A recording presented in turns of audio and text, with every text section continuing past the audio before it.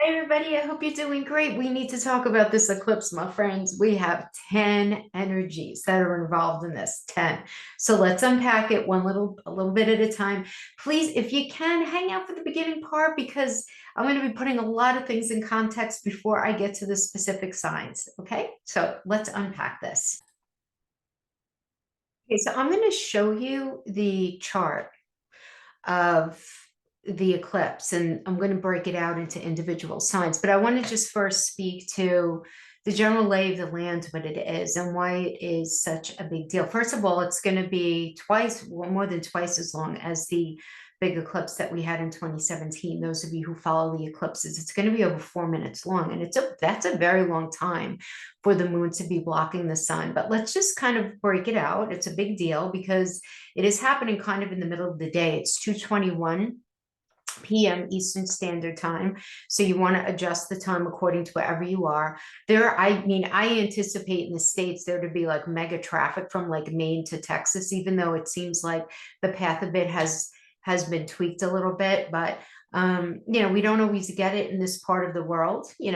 So there will be this at least slight darkening that many people are going to experience. And the thing is, guys, we have to understand the sign that it's in. It's in the sign of Aries. So it's that opposes Libra, but it's also going to be conjunct Chiron, and it's all going to be at 19 degrees. So if you have any Aries or Libra placements at 19 degrees, and I'm even going to say, guys, I like to go out 10 degrees. I know some astrologers go out 5 degrees. Yes, the closer you are to 19 degrees, of course, the more you're going to feel it. But it would be silly to think that if you have from 9 degrees to 29 degrees, you're not going to feel it. It's going to be very, very powerful. I'm going to break down what exactly that all means, but it's not only that it's a solar eclipse in Aries. It's that it's working with the nodes, and the nodes always work, have to do with the eclipses. But it's also that it's with Chiron, it's with Vulcan, it's with Eris, it's with Mercury retrograde, it's with Hygeia, it's with Venus. At the time of this, Hygeia is going to be 5 degrees away from Neptune in Pisces. Wow. So I'm going to show you this in the chart, but it means that it's going to be very multi-leveled, meaning that it's going to have a lot to do with communication and thought process. It's going to be very connected to relationships and money. It's going to be very connected to new starts. It's going to be very connected to realizing where are the holes in our experience, where are the vacuums, right? When it comes to leadership, taking control, doing the right thing. We're going to be able to see these things a lot more clearly as a result of the eclipse. Definitely not a good time to make these huge sweeping life decisions unless obviously you've been sort of nursing and cultivating something as we go along, as we've been kind of leading up to this. I mean, yes, we could say that the eclipse officially started a few weeks back in March when we had that lunar eclipse in Libra. But I think because of the way in which Uranus and Jupiter are speaking to each other in the next house and the way they've been in communication since February 20th, I feel like a lot of us have felt it even before that, right? This building up, this breaking down, this building up, this breaking down, right? And it was just kind of like that kind of dynamic. Now, keep in mind that lunar eclipse that we had in Libra, lunar eclipse, because it's the moon, is very connected to our emotions, very connected to our emotional stability. It's very connected to our belief system that we were raised with and the way in which you're moving forward in the world under that belief system, right? And so with that eclipse in the moon, that with that lunar eclipse rather, we could have started to feel the vibe of changing our perspective. And it's a kind of like a global shift. So you can't even say like, oh, I'm starting to feel differently about that one thing or that one thing. No, it's kind of like the shift in perspective you may have started to see. Now, those lunar eclipses, those last for 6 months. They're very internal. They're very emotional. They're very connected to our home, our roots, our family. and again, our emotional stability. But now we're talking about a solar eclipse. The soul, the sun, the soul, our soul, our long-term destination, very connected to career, very connected to father energy, very connected to romance or children, our businesses, entrepreneurial energies, our joy. There's something big shifting here, and it's coming from outside. See, the lunar eclipse can come upon us as an epiphany within, but the solar eclipse comes from the outside in, and it lasts for a year. So expect to, now this doesn't mean that you're not going to have any epiphanies, but it's like these epiphanies will be rattled up or manifested within your own energy. Keep in mind, Mercury retrograde is going to be in there because of something that's going on externally, because of a misunderstanding, because of a message that comes in, because of something that happens that enters your mental realm and you're realizing this. Now, it could also be a straight up offer, communication. Maybe you're getting a new job offer. It depends. We're going to break it down, right? A lot of people are going to be getting new offers, new things coming out of flipping nowhere. I could just tell you guys, honestly, let me just tell you like two little quick things, okay? Just to illustrate the power of this. And when I get to the signs to illustrate more what I'm about to say, you know, I'll open it up a little bit more then. But I'm just going to speak in my own life, okay? Not to make this about me, but just to give you guys an illustration. My husband and I have 3 dogs. They're all rescue dogs. 2 of them super docile dogs. 10 years old, they're big, they're loving, they're right? We were walking them about 4 or 5 days ago down a street in our very quiet neighborhood, and out of nowhere, they saw what is like a little Bichon poodle, and I was walking them, and I had them both, and all of a sudden, boom, out of nowhere, I couldn't have held on to them if I tried. I mean, they're both 90 pounds, and they attacked this dog. They really attacked this dog. This poor little dog is still in the hospital. It's heartbreaking. As animal lovers, heartbreaking. My husband was there with the other dog, but if he would have let our other dog go, our other dog would have gone after the other owners, right? Because there was this discordant energy there. So this is something like that is heartbreaking. Well, you know, hello, my husband's a Sagittarius rising, and, you know, we have all this action going on in his 6th house, this like upside down energy in his 6th house, and 6th house is where our pets hang out, you know? I'm in the middle of doing something that's very connected to a creative project, and out of nowhere, everything was like sort of set, and it still is in this one way. But then somebody else came in and is offering possibly something even better. And so I was not expecting, this is somebody from a while ago who sort of circles back around. Hello, Mercury retrograde, right? These things are so real that are happening right now. And they're so real. And I know we all probably have our own little anecdotal stories, but we have to stay open. We can't get too caught up or pull down the rabbit hole of, oh my gosh, what am I going to do? Oh, this is so uncomfortable for me. No, I mean, this is like this is a time where it's so crucial that we absolutely stay open.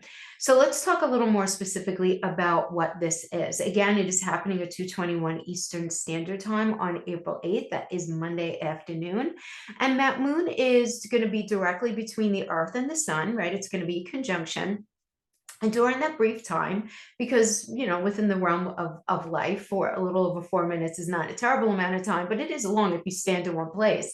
But that moon is going to be blocking out the sun's light, temporarily disconnecting us from our sense of reality. And it's going to be a little disjointing, guys, because remember, the sun rules so many things. I mean, it nurtures so many things, and not just our solar panels, right? The sun and the moon together are very connected to the water. It's very connected to the earth and nurturing the earth, very connected to the way we sort of run things, so it is very connected to electricity. It's very connected to our ability to communicate, particularly because of the energies are involved. Suddenly everything could just seem really weird. Okay. And so it's going to be a day of weirdness. And so what? It's going to come and go. Let's not make it more than it is. Other than it's going to be a marked energy that is really going to be sort of changing us in a particular direction. This is also an Aries new moon energy. And Aries is the baby of the zodiac, is all about fresh path, new perspective. I have ideas. I'm not sure how those ideas are actually going to happen, but I have the ideas and I want to move forward and I want something new and different, right? I mean, the energy is just so real, right? It's like thinking back about things in your life, even to last year, where you're just like, wow, that is so done in my energy, right? And just feeling this big kind of metaphorical door just sort of shut there. But again, it did start before, April 8th. You guys, the Libra side of that lunar eclipse was on March 25th. But as I mentioned before, I do feel that it started a little bit before that. We have a lot of we have extra eclipses going on this year, but I'll speak more about that later. But since the Aries new moon and this hybrid eclipse on the 20th of August of 2023 of last year, ever since then, we've sort of been in this weird Aries Libra axis, right? This really looking at our relationships, our jobs, our new beginnings. Maybe you're not in a relationship and work is fine, but maybe you want to move, this idea of newness, but trying to do it with clarity and trying to do it with balance. There's been so much like fog and smoke involved in all of this, right? Thanks to Neptune, where it's, a lot of times when we try to gain clarity in this kind of energy, when we have this kind of relationship on our axis, it's confusing. It's feeling like we don't have all of the information at all times. And I suppose we never do, but we don't always feel it in such a palatable way, So that's a lot of that's been kind of going on here, right? But we're finally at, the other end of the corridor, and now we're starting to feel the tectonic plates kind of really shifting. There's no question. This is going to bring a lot of big surprises. That's going to bring you on a new path that you just did not see happening for yourself, that you didn't imagine, can be surprising or not something that you even expected. A solar eclipse, again, which comes from the outside in, is going to be positioning you in a circumstance that's so much bigger than where you are right now. Okay. It's hard for us to see it. It's hard for us to see it right now, guys. And you know why? Because as human beings, we are so finite in our ability to imagine. And a lot of it is fear and not wanting to be let down and based on experience and whatever, all of our messy human characteristics. But we're very limited.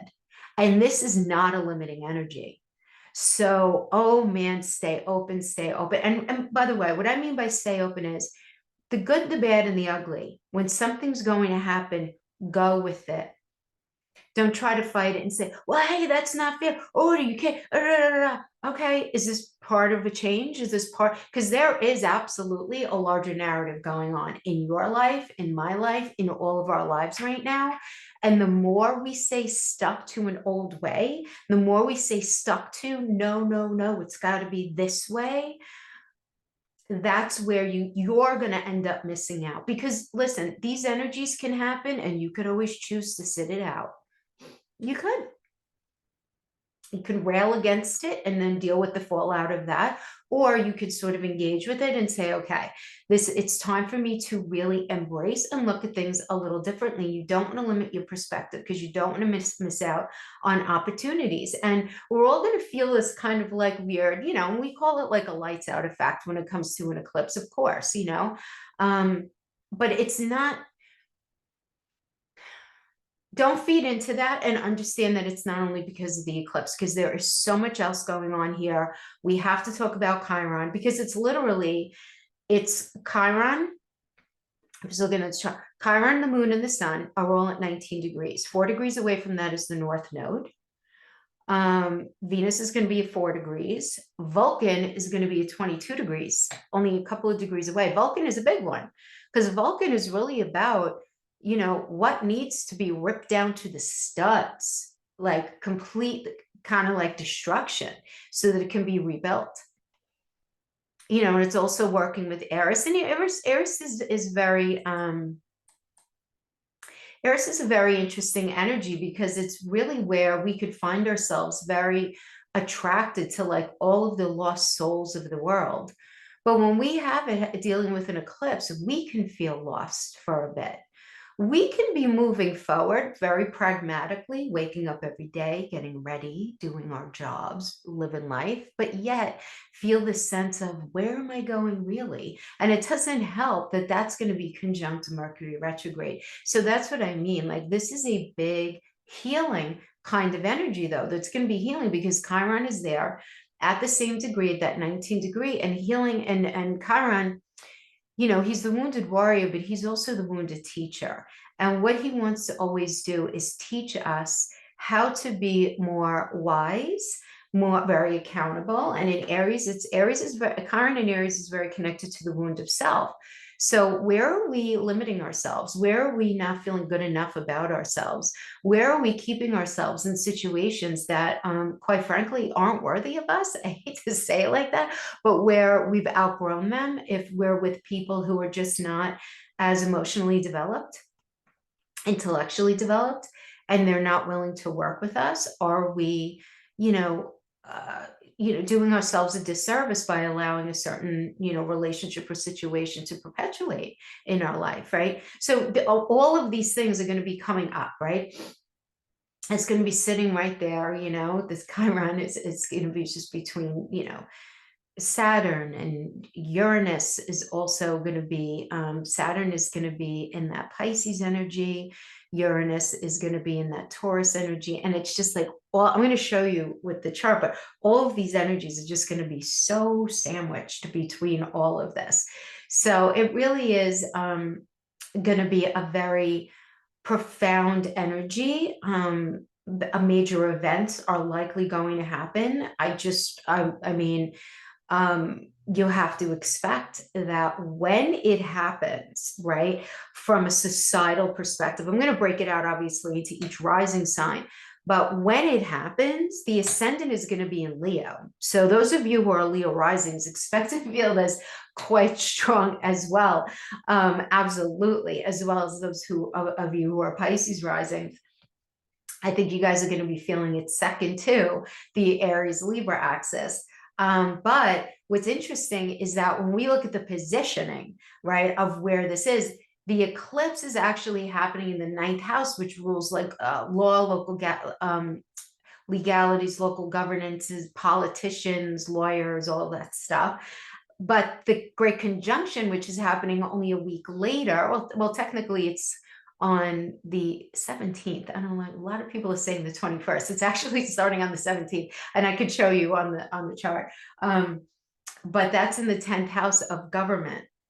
So we have to be a little careful here, guys, just because the last time it was like this, we had a lot of things go on. I mean, and I don't want to be a conspiracy theorist. I don't want to frighten anyone.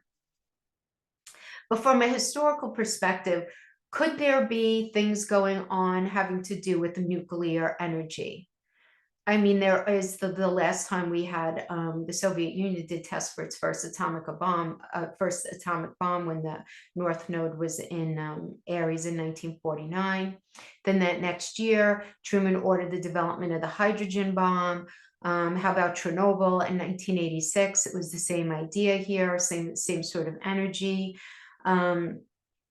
Prior North Node Aries eclipse cycles brought the assassination of Martin Luther King Jr., RFK, Bobby Kennedy, very powerful political energies, powerful voices.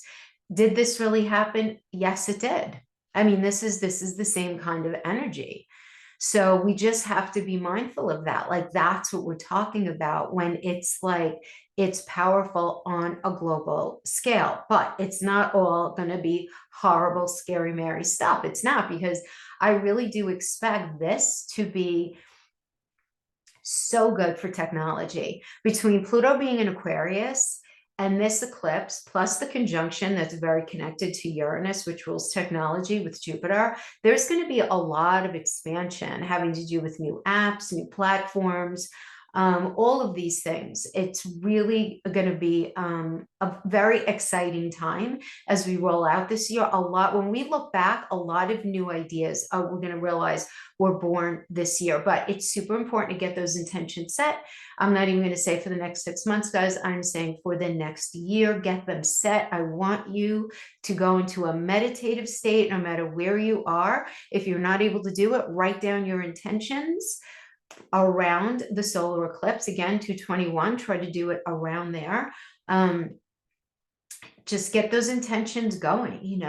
It's not the best time to negotiate something really important. Everyone's feeling very righteous right now, very stuck in their own feels, stuck in their own ego. It's just going to be a thing during this particular eclipse, especially because Leo, which is a very ego-driven energy, is actually in the first house. So we have to marry that up with the eclipse being in a fire sign, and the fact that Aries, which is obviously the sign that this eclipse is in, is ruled by Mars, and Mars is the warrior, right? Mars is the sign of is the planet of battle, right?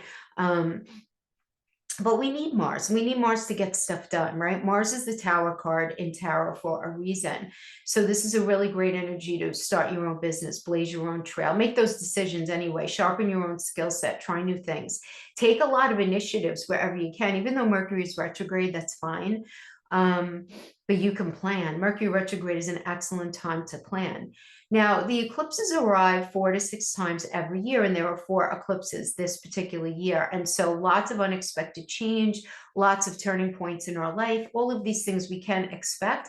If you've been kind of like stuck in analysis paralysis or some level of indecision in any part of your life, one of these eclipses can absolutely push you and force you actually to act, whether you want to or not. Unanticipated events can come up, and you're forced to adopt a radical change in direction. I mean, this is just simply the way the energy is right now.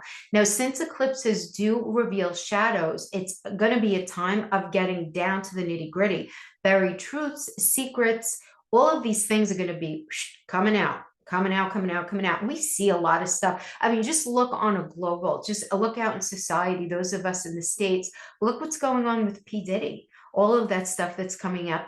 This has been conversation for years, what this individual is involved in. Now, I don't want to really blame anybody while everything is still under investigation, but a lot of things would point to some very, very dark behavior under all of that. And that's the thing. It's the dark stuff that's going to be coming up. And it's not only because of the eclipse, it's because Pluto is on the move. He's like this, right? He's trying to dig everything up from the past. He is just sort of wanting to just sort of bring it up into the light. So lots of stuff is coming out. Now, that's on a bit of a more macro level. On a more micro level, we could be realizing things about individuals in our own lives, even within ourselves. We could suddenly have the blinders removed where we didn't even see how we were behaving in a particular way.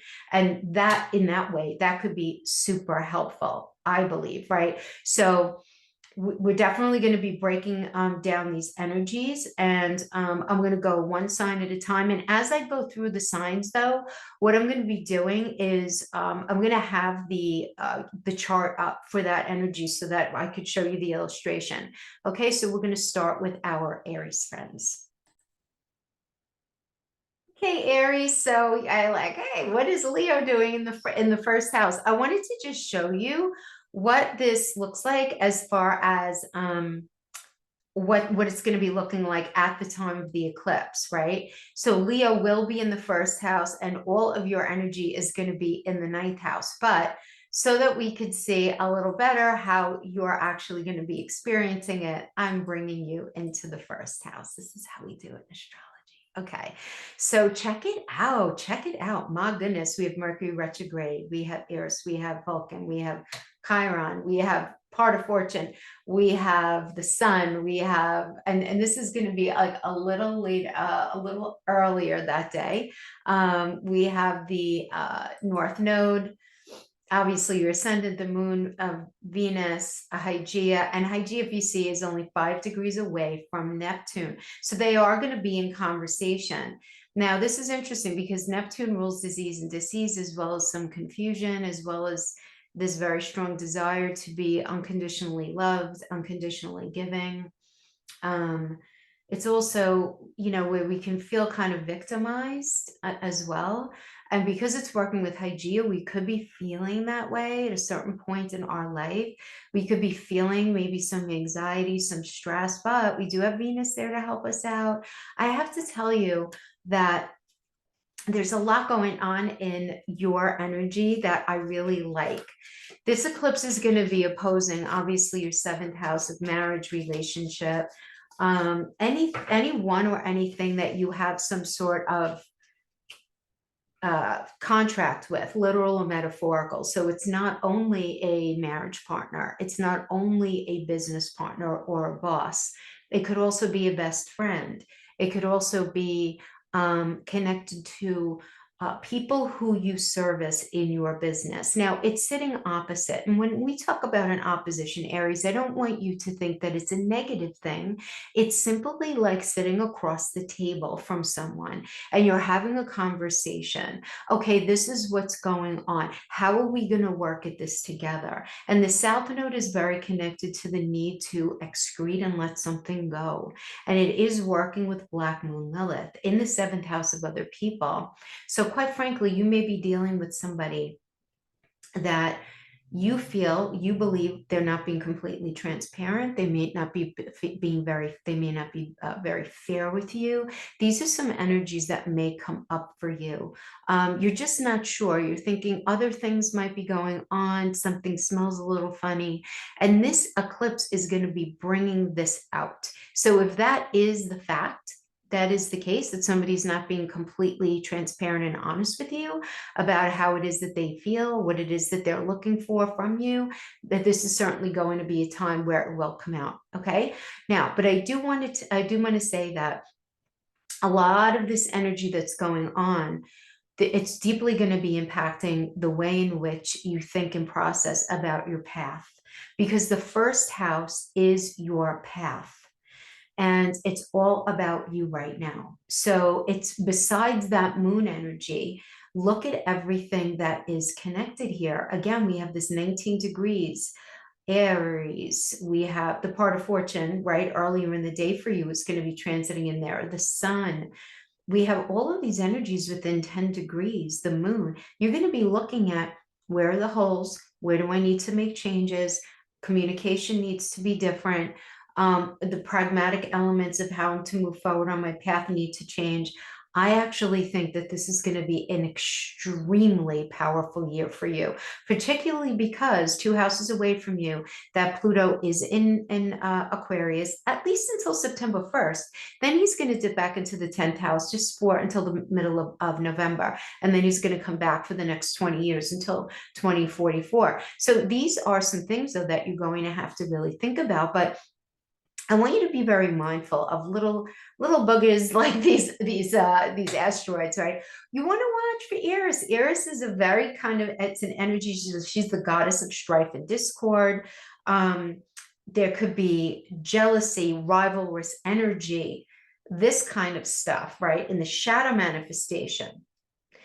Okay, it's conjunct. It's going to be very, very close to Mercury retrograde, as you could see here. So you could be thinking this, feeling this within this sort of like discordant energy, this one-upmanship energy, this, hey, wait a minute, that's not fair, but this isn't how I want it kind of energy. And that's something you need to be mindful of. She does have a positive manifestation, which is more connected to being resourceful and putting positive energy into something. So you're going to be faced with a choice. Either you're going to put really positive energy into something and change the affect of something that you know needs change in your life, or you're going to feel these very discordant energies. Now, if you're dealing with somebody who's just not willing to change with you, the eclipse, remember, eclipses something out in order to bring something new in.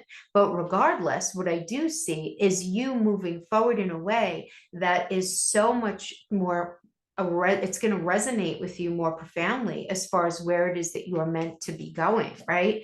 And so we do have the sun up as a card for you that I pulled, just to get a couple of messages from spirit. And the sun is all about children. The sun is all about joy and happiness, falling in love, love affairs, entrepreneurial efforts. It's all about fifth house energy, right? So fifth house is the sun. This is where the sun lives in everybody's chart, okay? Naturally.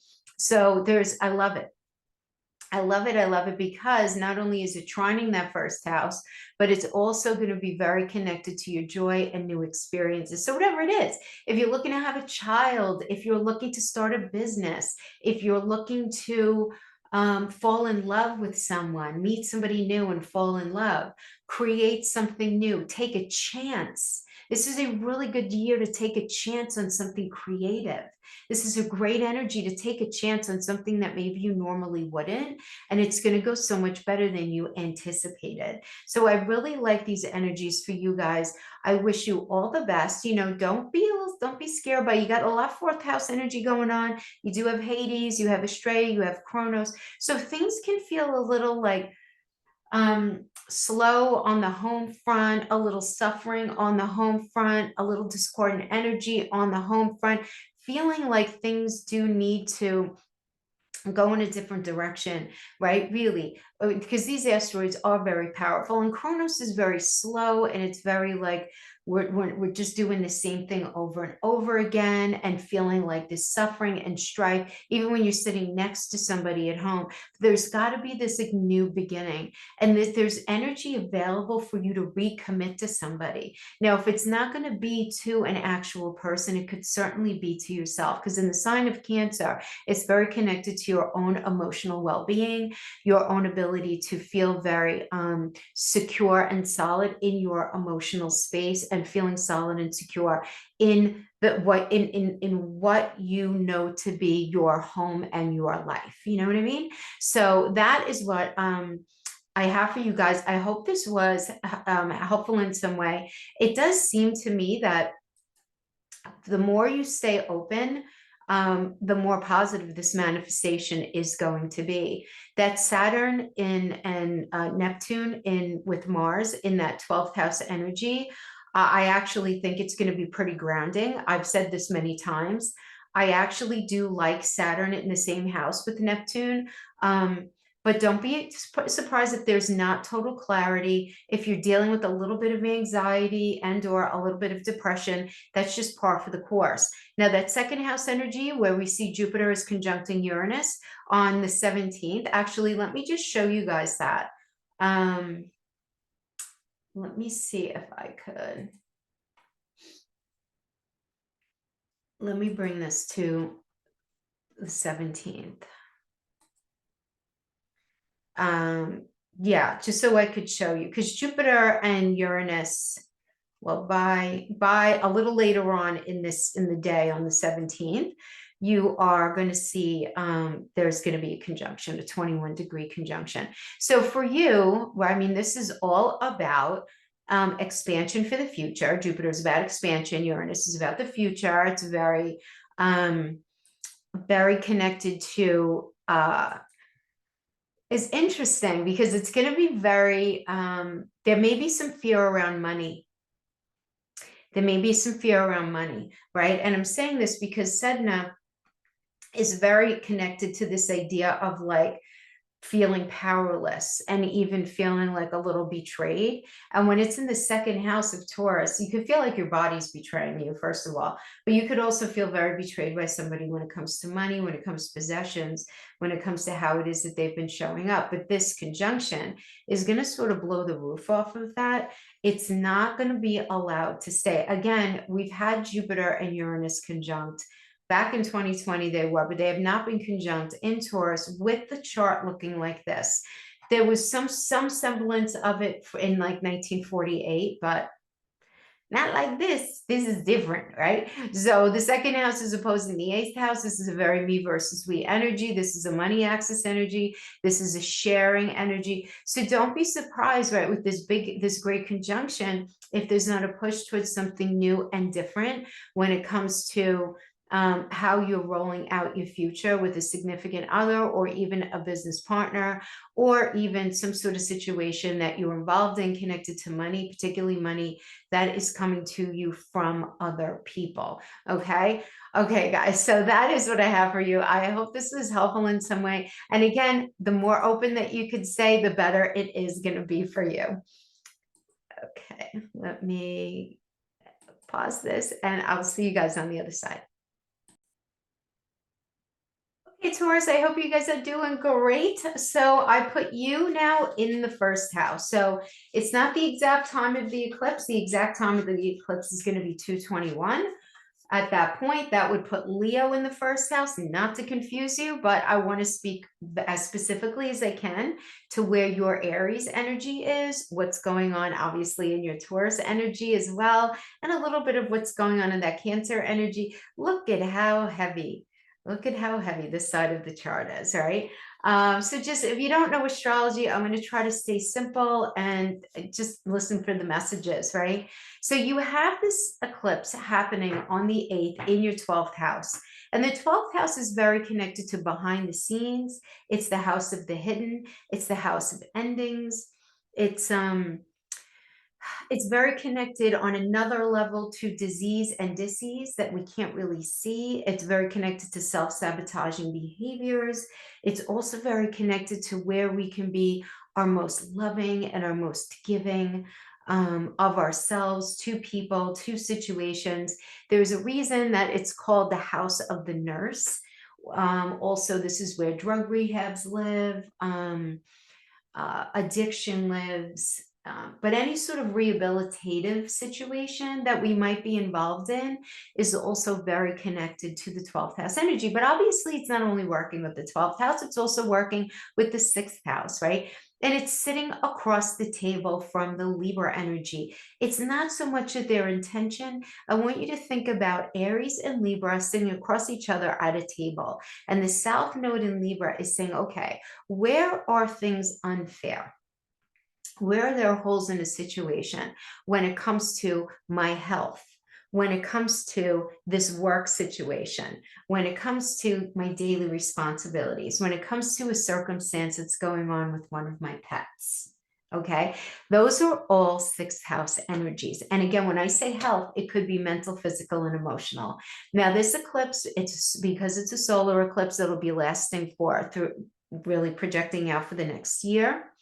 It's coming. There's going to be something coming from the outside in.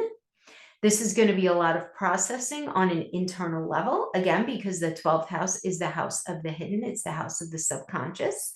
And so we have a lot going on here, right? This Mercury retrograde, we have Aries, we have Vulcan, we have Chiron, we have the sun, we have the North Node, Moon, Venus. Hygeia is very close, only 5 degrees away from that Neptune energy in Pisces there. So you could be feeling a little bit of anxiety, a little bit of, there can be a tinge of fear and depression, but I feel like for a lot of you, it's going to be more fear-based. Now, the North Node, remember, it's all about stepping out of your comfort zone and doing something that is good for you, even though it may be out of your wheelhouse. And in that 12th house, this can equate for many of you going to therapy. This can be going for some sort of help with something that may be an addiction, or maybe you want to lose weight, or you are just doing something that is just not in alignment with you, with a higher purpose for you. Even if it means once and for all getting in front of any sort of victimhood mentality that you might be experiencing because of things going on in your life. But for others of you, maybe it's none of those things. And it's going to be a time of profound healing, particularly because it is a Chiron eclipse. It is. Chiron, the sun, and the moon are all going to be at 19 degrees at the moment of that. But even several hours before, which is what this chart is of, they're still going to be very conjunct. They're very close to each other. And Chiron is a teacher, and he wants us to understand where are we not feeling the best way about ourselves and why? And is it a false narrative that we're nursing that we need to get in front of once and for all? But something needs to be broken down, guys, because Vulcan is in the house. We have to understand this. Now, we also have to understand that this energy is 1, 2, 3. It is squaring Sedna, Kronos, Hades. Sedna is a tricky energy because Sedna can be very connected to this idea of betrayal, resentment, anger, rage. And when it's in Cancer, it could be having to do with a family member, having to do with the feeling angry about something getting in the way of us being able to feel more emotionally secure. We could be angry with a family member. We could be angry with one of our children. We could be angry with the spouse, even if we're not vocalizing it. It's this kind of disappointment that's super deep in our emotions. Now, the best piece of advice here, guys, is to turn that around, because she can be turned around, and you can overcome these feelings by, because this is the thing, it's like wherever Sedna is, we feel powerless. So the best way to like turn it around is to try to give to these energies that we're feeling aggravated about. But when it comes to that third house in Cancer with Sedna, you may be feeling very powerless when it comes to the pragmatics around the living situation, around something going on with the neighbors or within your neighborhood, or a situation going on with siblings, or some sort of family situation where you're feeling kind of like helpless about the situation, and you're feeling very alone, right? Because of Hades. And you feel like it's something that's just been going on forever and ever because of Kronos. But this thing, it's like this idea of saying, well, you know what, right now, and this is what I want to say for all the signs, I hope I remember it. It's so important, as I was meditating on this eclipse the other day, for us to understand where our feet are right now. You need to stand where you are living right now and accept it. Whether it's the life that you chose for yourself or not, it doesn't really matter. It's about accepting where you are right now. And I'm going to say make the best of it. It's understand what is the larger lesson that you're supposed to be learning here.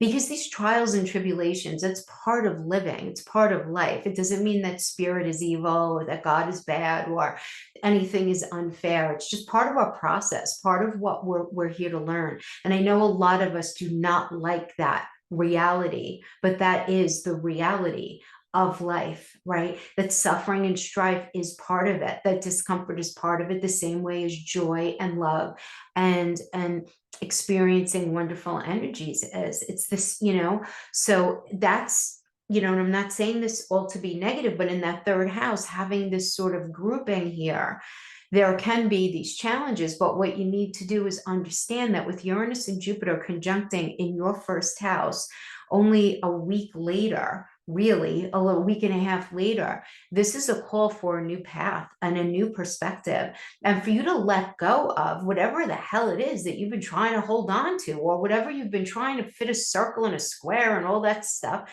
all those things that we say. No, you need to lean into your spirituality, whatever that means for you. You have to understand during this time, Taurus, you don't have to run this alone, and whatever your organized religion is, or whatever your spirituality, wherever that hangs out, if you're feeling very alone and very lonely right now, that means you are not tuned in to your spirituality in a very healthy way, because part of the benefit of leaning into our spirituality is the fact that we are never alone. It's actually silly to think that we are, but it's difficult if we feel that way in the 3D, but spiritually you're not. And that's what you need to sort of lean into. I hope that makes sense to you, but all of these energies having to do with this eclipse in the 12th house, I really want you to pay attention to any sort of self-sabotaging behavior, because things need to be let go for you to move in a forward direction. This is all about redefining your life's path, where it is that you're ultimately meant to end up. So even if you're like living your life and you're doing you and all of that, you have to identify, where have you been nursing any sort of like, well, that's not fair. Well, why does that keep happening? Well, get in front of it and say, no, I'm not playing that card with myself. I am not. This is the thing, this whole year, anybody who tries to play victim, it's not going to go well for anyone. Whether it's true or not is totally besides the point. If you're feeling like you're a victim in a situation, why are you in this situation? Look for the lesson. And that's not me being mean, guys. It's me telling you how to work the energy so that you can understand that, again, like it or not, you got Vulcan in there. Vulcan is all about taking it down to the studs so that it could be rebuilt. You marry that up with the eclipse. This is an energy and a time of absolute change. So let's pull a tarot card for you and see what's coming up for our Taurus friends. We have death. So something's got to end. This is a scorpionic energy, of course, ruled by Pluto, and Pluto is on the move. Pluto just moved into your 10th house. So a lot of you are going to be having some very strong resolve, especially over the course of this next year, to Scorpio. Death, move, get a new job, get out of that toxic relationship. These are all scorpionic things. Have that baby once and for all, or make a decision to not have the baby once and for all. Decide to get married or decide to get divorced. What is it going to be? Because it's got to be something that's identified that's going to level you up. Okay. All right, my friend. So that is what I have for you. I think the conjunction is going to go very well in your sign for you. I really do. We spoke about that third house energy, and I hope this was helpful for you guys. Thank you so much for joining me, and I'll see you next time. Bye-bye. Hey, Jen. I hope you guys are great. So this is going to be an interesting, first of all, the eclipse like weekend into next week. You guys are going to be very social. It's a really good time to hang out with like family, sort of connect with family actually, because the eclipse is happening in your 11th house. So, and you have Saturn and Neptune and Mars all hanging out in this third house, opposing the fourth. You get Juno hanging out in there. So I feel like it would be a nice energy to do that, to kind of stay close to home. Connect with some friends, but let's talk about the larger implications here of this energy in the 11th house. Look at all this energy. Holy smokes, right? So obviously I have you queued up to 9:21 a.m. instead of 2:21 because when I queued up to 2:21, Leo rising goes into the first house. So it doesn't really matter. It's just, let's talk about where this Aries energy is going to hit for you. And of course, it's going to be in the home of Aquarius. Aquarius does live in the 11th house. This is the house that Neptune does, that Uranus does rule. But you have Aries in there ruled by Mars. So you're going to have Mars and Uranus in there, Gemini. Expect some big changes going on. Holy cow. Over the course of the next year, really big stuff. When we marry up those energies, there's a very strong gumption, particularly for those of you who are looking to get something out into the world. So if you're looking to get something out to the masses, if you're looking to work with the masses, with some sort of nonprofit, if you have an idea that's going to advance technology, if you have any that's going to advance medicine, it's because all of that is 11th house. I mean, the eclipse, something gets eclipsed out, something gets eclipsed in. And a lot of times with a position like this, what gets eclipsed in are magnificent ideas, or an idea that you've had that suddenly becomes crystal clear, or very, not only clear, but very dimensional. So there's a lot of that. And the only thing is the energy is going to be really heightened. I do want to say that because the 10th and 11th house are really are being very impacted by Mars. All right, obviously the eclipse being in Aries, Aries is ruled by Mars. So this eclipse is being ruled by Mars and Venus, really, right? This axis. The March 25th lunar eclipse in Libra was ruled by Venus, and this solar eclipse is being ruled by Mars. And then Mars, of course, is sitting in that house right prior to that in the 10th house, with Saturn. So a lot of Martian energy here, which can be very, it's very fire, it's very, it's a warrior, very fighter energy. So a lot of us can be very impatient, with this eclipse. I'm going to tell you, right? Very impatient. You could be impatient with friends. You could be impatient with any plans that you're trying to roll out, like over the next 10 to 15 years. You could be very impatient when it comes to thinking about your money for the future. You could be, right, and just keeping it real, just keeping it real, especially because we have a couple of players in here besides the major planets. We do have Eris in there, and Eris is she's the goddess of like discord and bitterness and anger, and she could get pretty fierce, right? And she happens to be conjunct Mercury retrograde. So in that fiery energy, there can be this sort of feeling like, what the hell? I have to figure things out. And that's where the short fuse is going to come in, because the positive manifestation of Eris is this idea of feeling those things, but then also being able to be resourceful and coming up with a lot of ideas on how to actually fix a situation. And you're going to want it fixed yesterday. That's the thing, right? So just understand that you're going to be like with Vulcan there. Vulcan is only 2 degrees away. That's it. I need that situation done. I'm ready to roll my sleeves up and get this done. I'm ready to do this, right? You're gonna have so much like, let's just get her done energy that you're not gonna have any patience for the little Mercury retrograde annoyances that are likely gonna cross your path. This is all still good, but I just want to give you some like little practical nuggets that I am sure you're going to be feeling. And I just want you to get in front of, because I want you to understand there is a larger narrative going on. And when you start to feel overwhelmed, I really just want you to put your feet on the floor and say, this is where I am right now, because this is where I'm meant to be right now. Let me look for the lessons. Let me take a deep breath and understand this is rolling out exactly the way that it's meant to roll out. And don't allow yourself to get sucked down the rabbit hole in anything having to do with, if you're worried about money, if you're worried about a job, if you're worried about all of these things. I'm not saying don't worry. That would be me asking you to be a robot, right? But what I'm saying is don't be reactive to those things in the eclipse energy. Don't bother. Rise above it and say, let me let this pass, because this will be rolling out over the course of the next year, because that heightened energy anyway, something new is coming in. Something new is coming in. I mean, there's no question. We have the North Node in there in Aries, fresh path, new perspective, meeting new people, making a lot of new connections. And that's the thing. I think the best part of this for you is going to be, this is going to be a year of connections for you. And all of those connections are going to end up spidering you into different newness, right?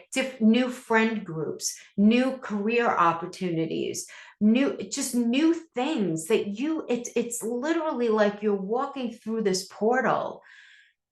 And it's not to say that it's not like everything up to this point in your life doesn't matter. Of course, it's all necessary.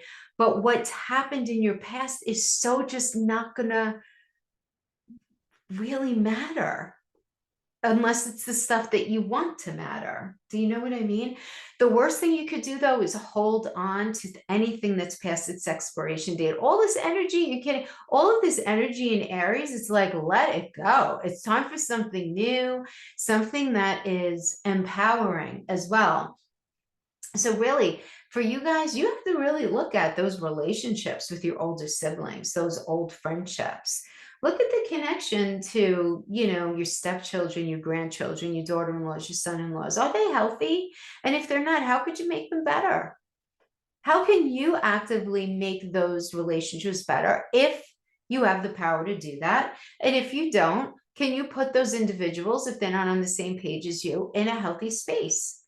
Where they're not raining on your parade every day, or dampening your energy in a negative way, right? That's undeserving. You know what I'm saying?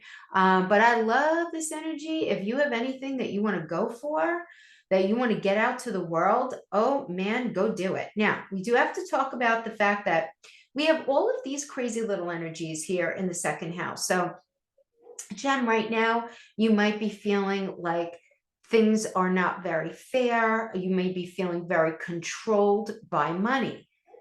Hades, you might be feeling like a little, if you're feeling very challenged and very restricted when it comes to your finances, or very restricted because of a living situation, sometimes those could go hand in hand, right? Like maybe you're needing to put like a lot of money into your home, something like that, or some sort of situation is going on within your home, that is requiring a lot of money, and you feel very controlled by it, right? Right, because I mean that can absolutely happen with Australia in there working with Hades and working with Kronos, right? So again, that second house has to do with the money you make from the work that you do, your possessions, things that you own. Obviously, Cancer is connected to family, your inner base of operations.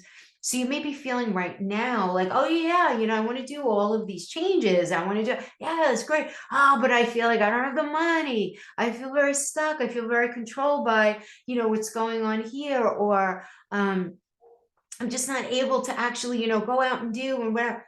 This is a year of silencing that and not allowing these energies to own you. Does that mean that you can just go poof and everything is paid off if it has to do with debt, whatever? Okay, because also with this Pluto energy dipping between Capricorn and Aquarius, taxes might be a thing for some of you, debt might be a thing for some of you, your partner might be having challenges with their money, whatever the case is. If it's got to do with possessions, money, even if it has to do with your health, right? Because the second house is also health circumstances that could come up. Second house is Taurus ruled energy, and it's very connected to our internal organs. It's very connected to our body weight. It's very connected to over drinking, overeating, anything like that.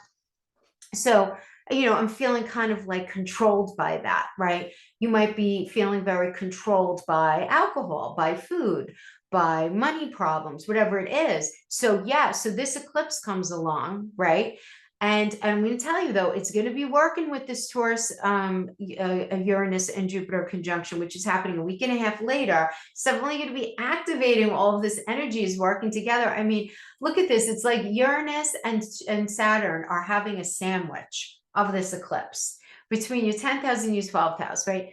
And what I like about this conjunction for you, which is it's gonna be hitting exact on the 17th. The 17th, and some people are saying the 21st. It's the 17th. It's gonna be 21 degrees. And then it's gonna be rolling out, right? So all this energy is gonna be rolling out over the next year. But what I like about this energy for you is that you're gonna be able to see where exactly you need to get out of your own way. Because Australia is very connected to this idea, is this inability to let go of things. And you have her in the 12th house, which is the house of the hidden, the things that have not been healed. Now it is in Taurus energy, so you might not be able to let go of that unhealthy habit or let go of that spending situation or whatever the circumstance is. My hope for you is that you utilize this Jupiter-Uranus conjunction in Taurus in the 12th house behind the scenes of self-sabotaging behavior as being very healing, as being able to get in front of it. And you could do things like consolidate your debt, go outside of yourself to get help, right? Go outside of yourself to get help with an addiction. Go outside of yourself to get help with your weight, whatever it is, whatever needs to be taken care of so that it's not serving as an energetic block in your life right now. That is what needs to go down. Okay, I hope that was helpful. Let's pull a card just to see where we're at. Queen of Cups, I like it. We have a Gemini and Cancer energy here. Thinking about what you need in your life, Gemini, to feel secure, safe, to feel comfortable within your own skin first and foremost. And being super honest about your gifts, your talents, and abilities, and really putting to rest things that you think would be nice for you or that you would like to achieve, and really kind of marrying it up with basically what are you just really flipping good at? You know what I'm saying? Especially with that part of fortune in that first house. What are you just naturally good at? And that's got to be the thing that you stick to on your path. Not what sounds good, not what looks good, none of those things. It's being so true to yourself And this is something that's just very, very important for you guys to work with right now. Now, with that Saturn and that Mars still working in your 10th house, having to do with career, public reputation, your standing in the world, I can see a lot of you certainly going through a situation where you are either working a lot or you're working really hard at trying to manifest something for yourself when it comes to career. So this is going to be a very nice energy, I feel like, to try to work all of that out. And that's what I have for you guys. I hope this was helpful in some way. I wish you a happy eclipsing, and I'll see you guys next time. Okay, bye-bye. Hello, Cancer. I hope you guys are doing great. So I put you guys in the first house. So if you notice the time here, it's 10:21. That's when the energies are going to be, a Cancer will be in the first house for your ascendant. And this is how we would read for Cancer energies. So just so that you guys would know that. Because when I put the exact time of the eclipse at 2:21, it will put Leo in that first house energy. So here we have your energy. This is giving me giving us the eclipse in the 10th house of career, public reputation, your standing in the world, the status of your marriage, your long-term plans. 10th house also represents the manifestation of mother energy.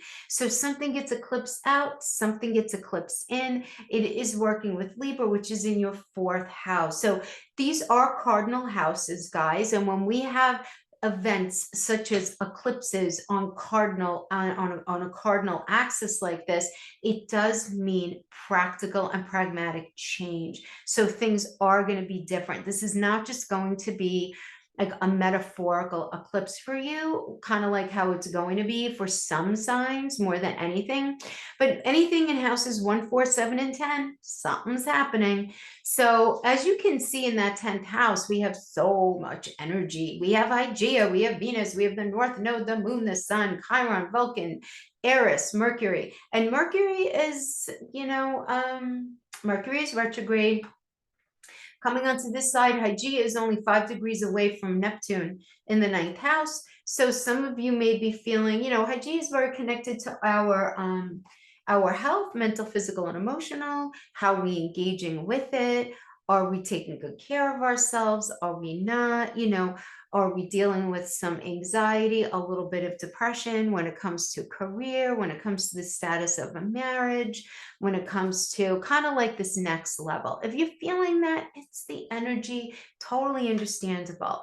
But what's involved in this eclipse is going to be relationship, money, your sense of self, your emotions, your ability to feel at home in your own life, really rethinking your ultimate goals, using the wisdom of Chiron to get in touch with where are there vacancies when it comes to your sense of self. Where do you need to work on you to be the best version of you, right? That Chiron in Aries is the wound of self. It's feeling a little less than in a particular area, or a lot of times when it's in the 10th house like that, imposter syndrome, or I can't possibly do that. I'm not good enough to do that. Da, da, da, da, da. Eclipse that nonsense out. Okay. Really get it out. Now, the Aries energy can be a little tricky because she is the goddess of strife and discord, and she could manifest a lot of bitterness, rivalrous energy, a lot of quarreling, especially when she's hanging out like on the lap of Mercury retrograde. So, there could be some bitterness and resentment hanging out, having to do with either, again, career, some sort of circumstance that has gone on within a relationship that changed the trajectory of your life. And this is a time, right? Let that all get eclipsed out, because the other side of Aries is problem solving and resourcefulness and figuring out how to get past something. Mercury retrograde is a great time to consider these things, not such a great time to act during this particular eclipse. Now, we do have to be a little careful. We're all going to be in our fields. This is a Mars-ruled eclipse. We also have Mars just next door in that 9th house of that, a Jupiter-ruled house nonetheless, okay? So we're going to be very much in the, no, I know what I need. I know where I need to go. I know how this is supposed to go, right? Totally understandable, right? With these energies in there. But with Saturn, it's just going to be so frustrating because you're going to feel like, but I can't quite get done and get to where I see I'm supposed to be and go. So expect yourself to feel a little frustrated. The eclipse is going to make you feel a little like, what the hell is really going on here? Again, all really normal. You need to give this a year to fully roll out. Not that you're going to need a year to start feeling it. I mean, you're not. I mean, we have a week and a half after this eclipse on the 17th. A lot of astrologers are saying the 21st. Yes, the 21st, they're going to be conjunct as well, but they will start being conjunct first on the 17th. And it's in the 11th house in this Taurus energy. And it's going to be working with, again, the Sedna energy where you could feel quite controlled. So having to do with this 11th house, you could be feeling very controlled when it comes to money because it's in Taurus. So very controlled when it comes to having money for the future, right? Not only money for today, but money for the future. But with this Jupiter and Uranus conjunction, Jupiter is going to be all about expanding your truth, and Uranus is about something new and novel. It's going to be push for change, whether you like it or not.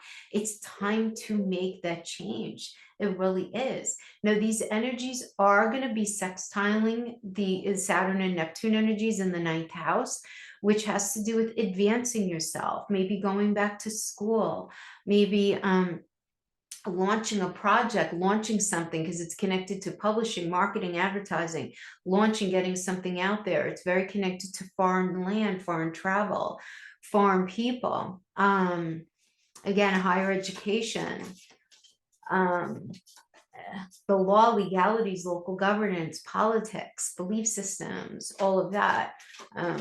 So there's very practical change that's going on with this, just calling it the Saturn and Uranus sandwich because, Saturn in the 9th house, Uranus in the 11th. What's the meat in the sandwich is this eclipse.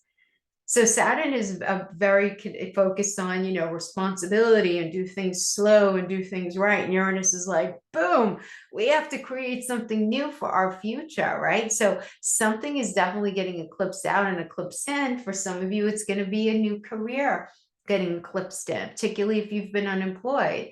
For others of you, it might be eclipsing out a marriage, eclipsing out a particular job so that a new relationship can come in, so that something new could come in. And this is something you have to understand, that because it's a solar eclipse, what something is getting eclipsed out externally. So we're going to be feeling it in a very tangible way, but something is coming in.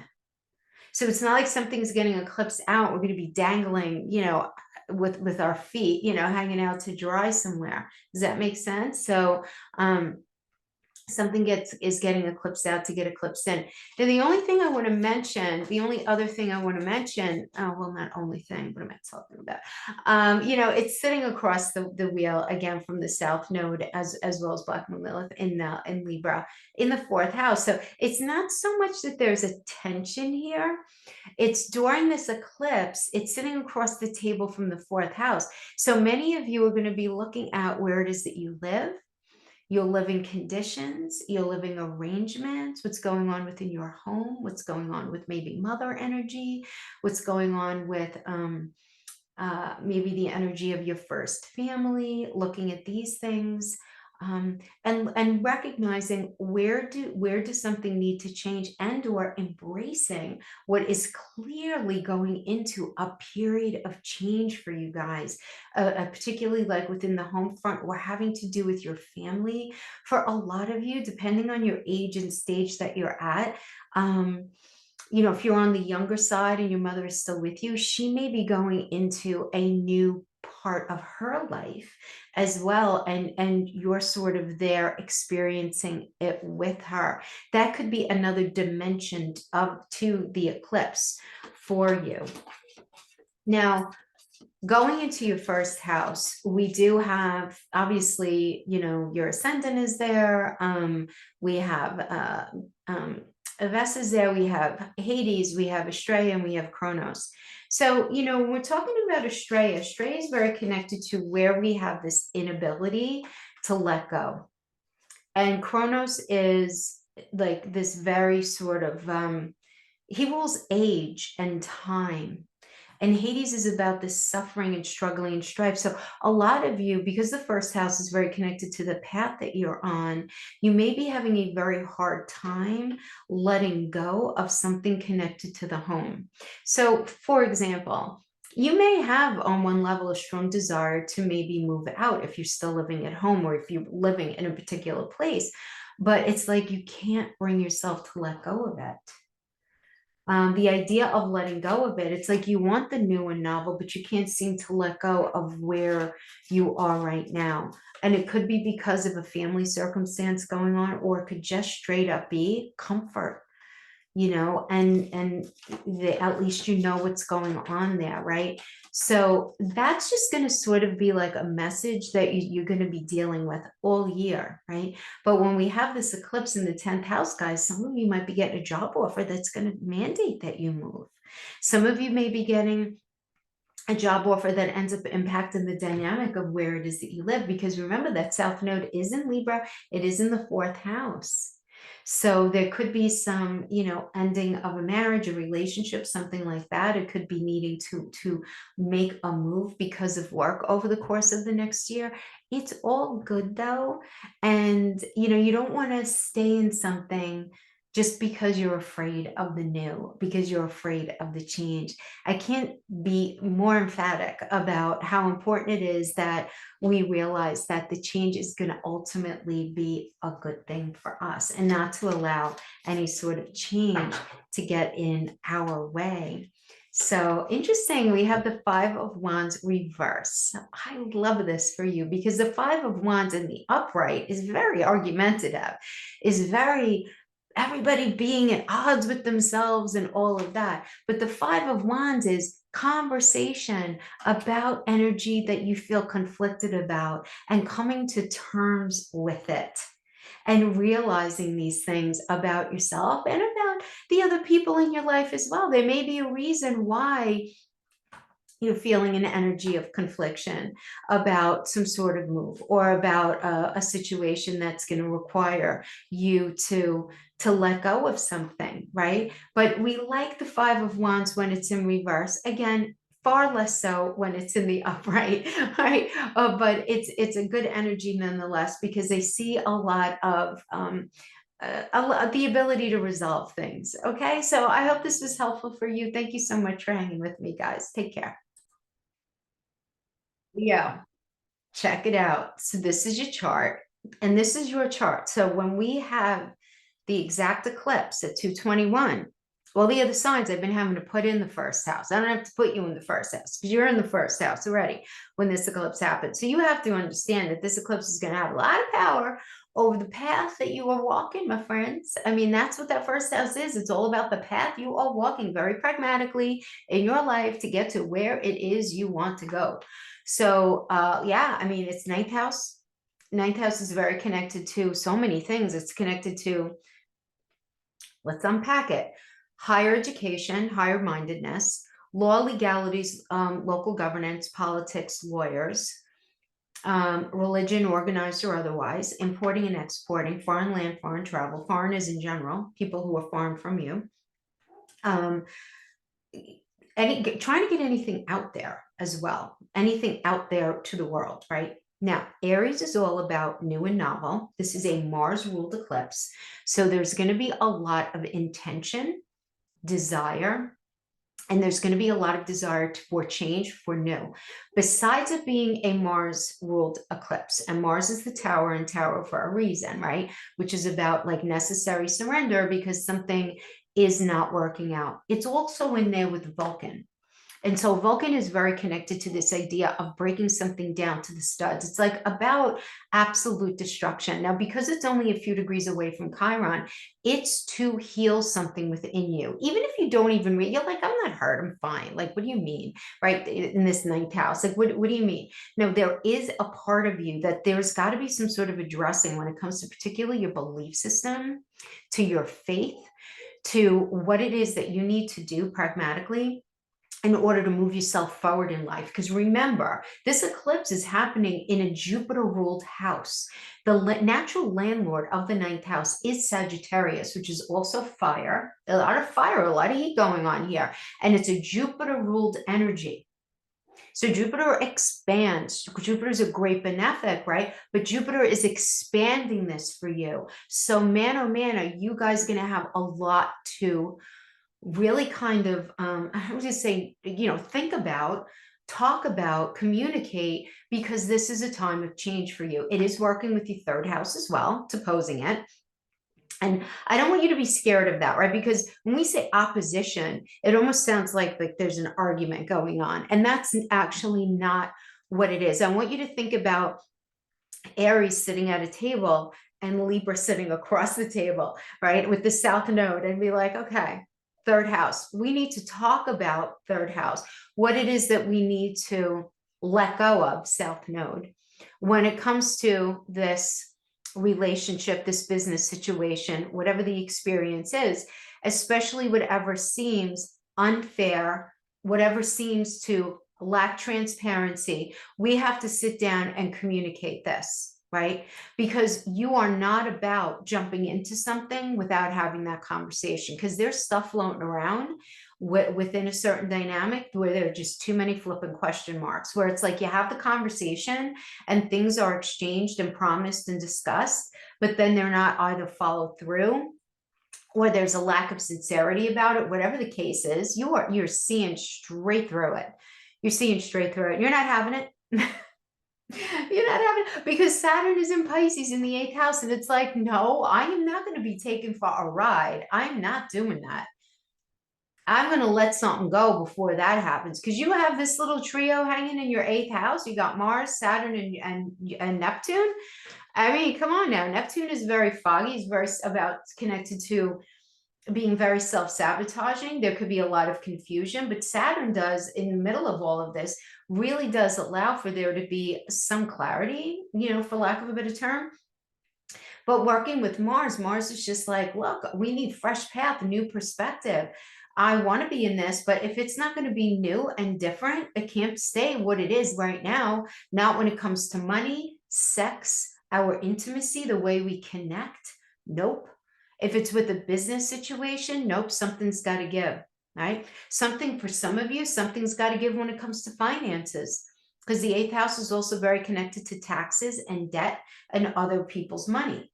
And even if you feel victimized because of the situation, having Saturn and Mars in there, you're figuring something out. There is going to be some sort of solution, be it a payment plan, whatever the heck. You're not going to allow that. Please, please don't allow that to rule you any more than it needs to in your life. Now, going back to the eclipse, I'm kind of talking about the bread, right? Because this is like a sandwiched eclipse, right? Saturn, Uranus in the 10th house here, right? And it's getting ready for the great conjunction about 10 days later, which is going to be happening at 21 degrees in the sign of Taurus on the 17th. And so, that energy there is going to be very powerful for your career, your public reputation, your standing in the world. It could bring an absolute epiphany when it comes to a marriage situation. Now, again, it's all about Uranus is new and novel. It's very different. Jupiter expands whatever it's near. Now, these are general messages, guys. So I don't know, let me just show you, just so you understand, right? Like, this outside are the current transits. The inside would be your birth chart, right? So I don't know what's speaking to what in your birth chart. So these are just the general energies. So you might want to pull out your chart and see what's in your 10th house, what's 3 houses away, what's 5 houses away. That's where there could be a little bit of tension. But having to do with just a basic interpretation of this Jupiter and Uranus conjunction in the sign of Taurus in the 10th house could certainly bring a new job, could certainly be very, very beneficial when it comes to your finances over the long term. Really nice energy there. It could bring something to a culminating head, when it comes to something that needs to be addressed. Now, it is working with Estrella. That's this funny looking individual here at 29 degrees. and 29 degrees is that anaretic degree. And so we have to understand it's going to be the shadow manifestation of Estrella, which is very connected to this inability to let go of something that really does need to be let go of. Now, you might be staying in a situation because of the money, because Taurus does represent money, or because you're more, it's more important for you to have a firm foundation. If you're going to stay in something for those reasons, that's fine, but you have to find peace with it and not rail against it when the other elements of the situation are not what it is that you wish for them to be, right? But there is this inability of letting go that's going to be very activated because it's going to be within 10 degrees of this conjunction as well. So you want to make sure that whatever needs to be let go of, you let go of it. You don't hold on to it. All right. It's not, whatever it is, if it needs to be released, you have to release it, because chances are, and you have to be really honest with yourself about it, whatever you're looking to hold on to too tightly, it might just be because of the security, the habit, and the fear of what's on the other side. Okay, so all of this is working within the same time frame. So we have to understand that. Now, this ninth house, this eclipse, something gets eclipsed out, something gets eclipsed in. Some of you may be getting ready to graduate. You may be, there may be some sort of legal situation that's going to level up, or that's going to take some sort of turn, some sort of legal situation that's going on. It may be time to get out of the planning stage of some sort of project and then get it out there to the world, right? It's that kind of thing. So depending on what else is going on in your chart, this could be completely positive. But one thing that I do see is there's got to be this letting go of the way that you've been communicating and the way that you've been allowing your thought process to manifest pertaining to this larger situation that needs to change in your life, because there's no value add. All right, the South Node is sitting across the table and saying, why are you holding on to this relationship, this job, this financial situation? Or why do you insist on working at something in a way that's just not bringing you what it is that you want? Like maybe the way that you do your business, you service people in your industry, right? Because it's also very Libra. Like, you know, why are you holding on to that for so long? Like, why are you doing that?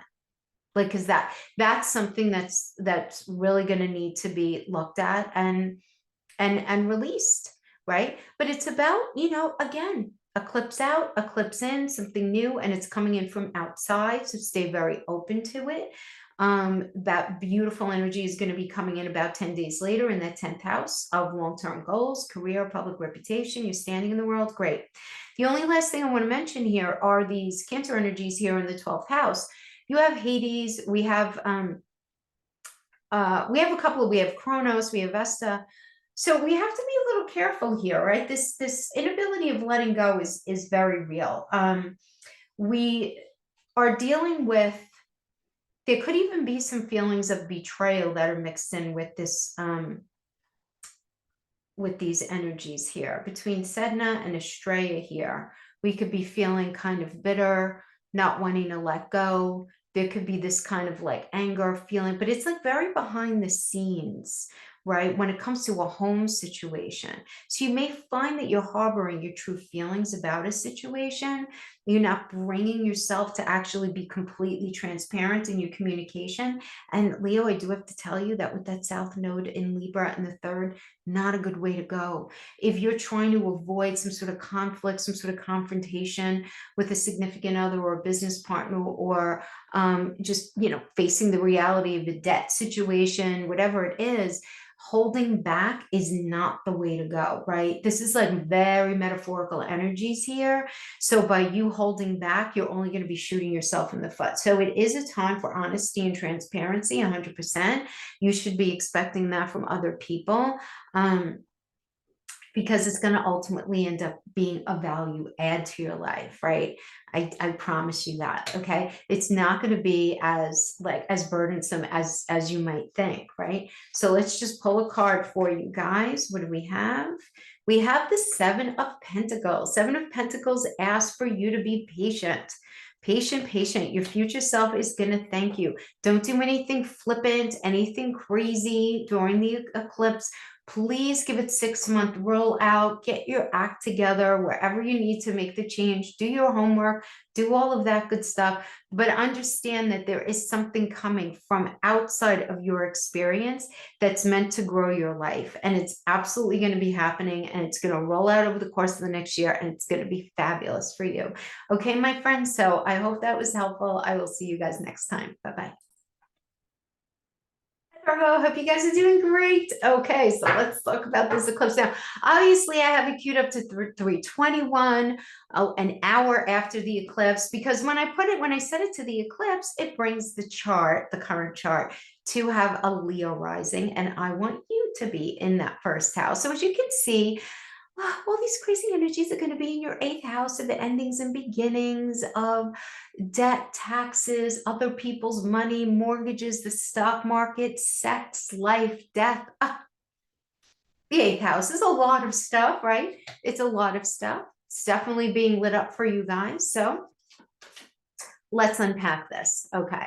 So we have Mercury retrograde is in there with, we have Sedna, we have, where's Sedna? Sedna is in Taurus at this point. Okay, cool. So actually, let me just go back 1 hour.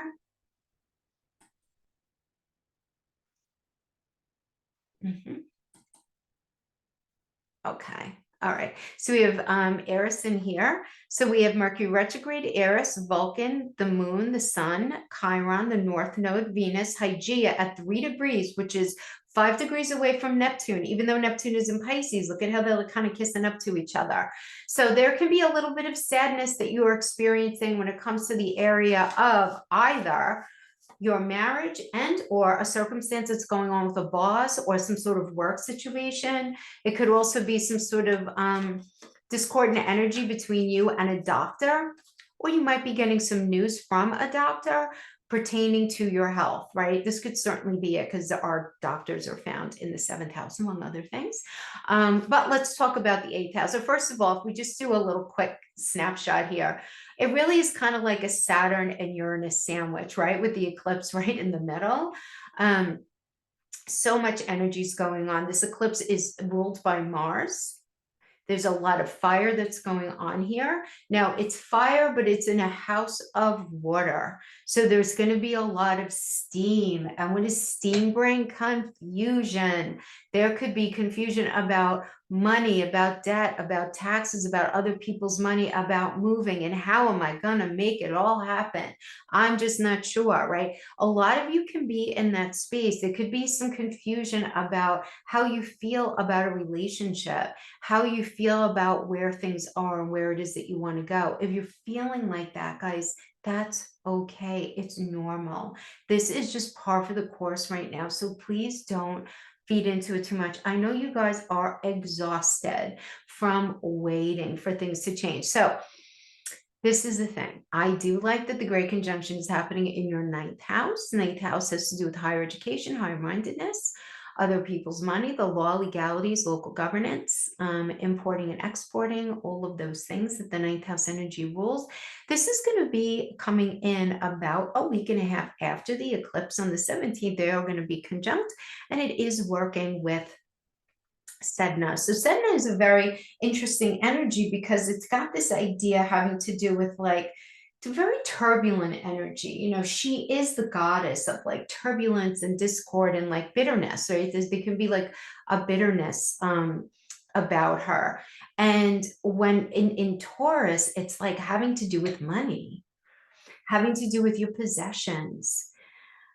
And it's not that you want to feel that way. It's just that you're just starting to like you've had it kind of thing, because there's almost an energy, dare I say, like a feeling betrayed in this energy, right? So that can be a little challenging. So you want to lean into our positive manifestation, which is very connected to this idea of being enterprising and being very forward thinking and problem solving, right? And you guys are really good at that because you guys are the problem solvers of the zodiac, but you may not be able to actually see what that even means.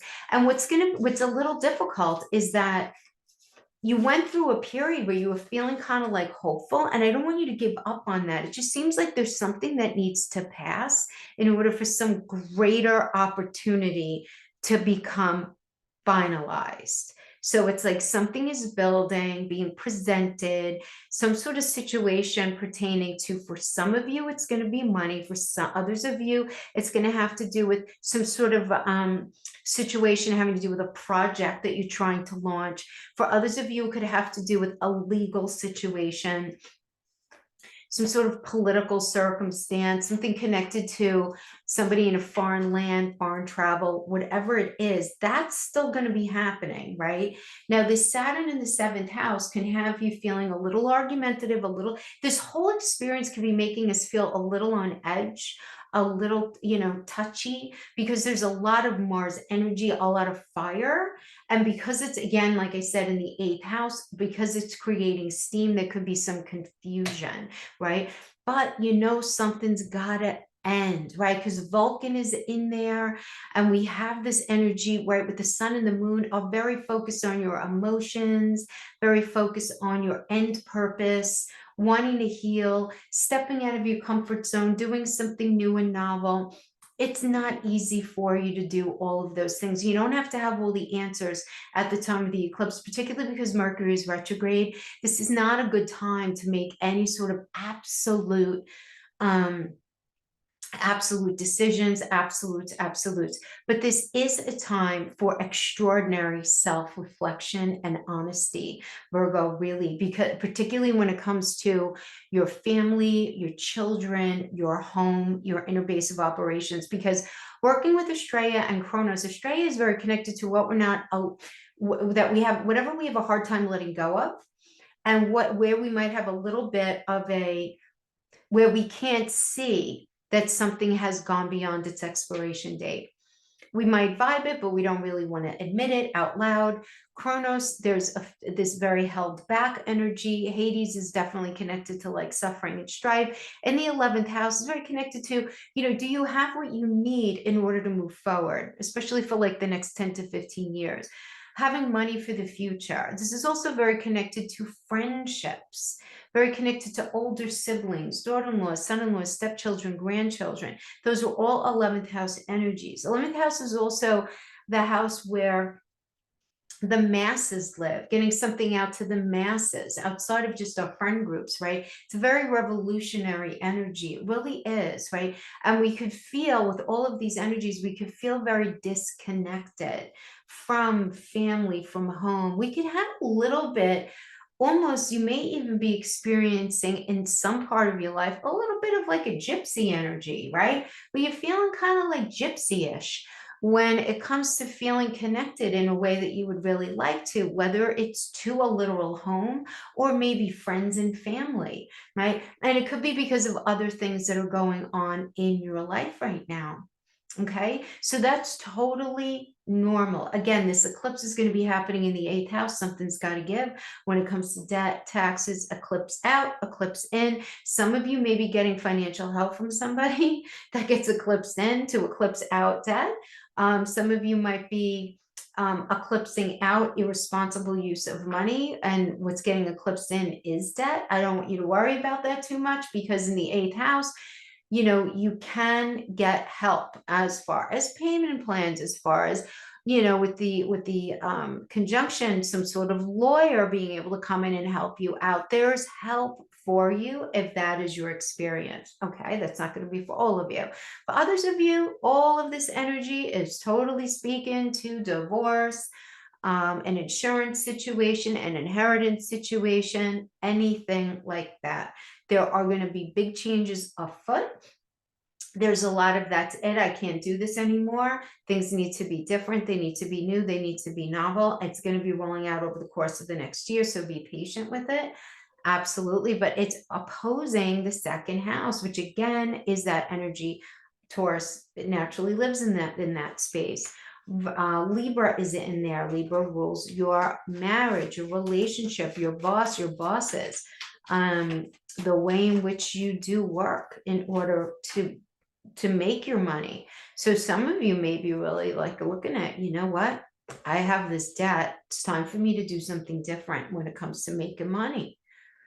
You know, now keep in mind though, with the Saturn, Neptune, Saturn, Mars energy in Pisces, you want to make sure, like Virgo, if you are with a significant other, what's their health like? Mental, physical, emotional. If you're not in a relationship, what is the health like of your boss or bosses? What's going on there, right? Because there might be some sort of challenges on that front as well that may need to be looked at. And so this is something that you want to also take into account, because at the same time, Chiron is very connected to literal our health. We have Hygeia, which is very connected to health as well. So there's a lot of health circumstances connected to when we have Aries, kind of speaking with Taurus and Pisces in this way. Are we getting over, or do we need to get over some sort of addiction? Get in front of some sort of anxiety, depression, and it's some sort of circumstance like that. Now, if you're not experiencing it, your partner might be, and this may be something that gets eclipsed out during this time where it's like enough of that, right? Because this 8th house energy is very controlling. It's very connected to the past. It's very connected to things that are on the periphery, things that we really shouldn't be doing, but that we're doing anyway. And so these are things that are going to need to be getting eclipsed out so that new things can be eclipsed in. Okay, so I mean, I hope that's helpful to look at it like that.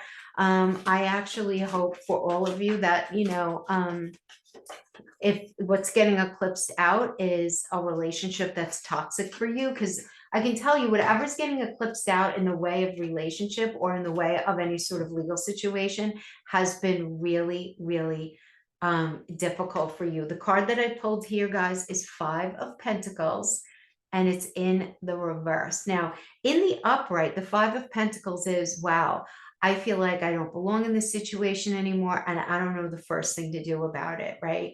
It could be that kind of thing, right? Where it's like feeling very, I'm not getting what I need. I feel very unsupported. I'm really worried about losing my home. I'm very worried about it's also the pain in the aftermath of a breakup. This could also be a situation there. So any of those energies that you would normally feel with it being upright, you feel some sort of solution to.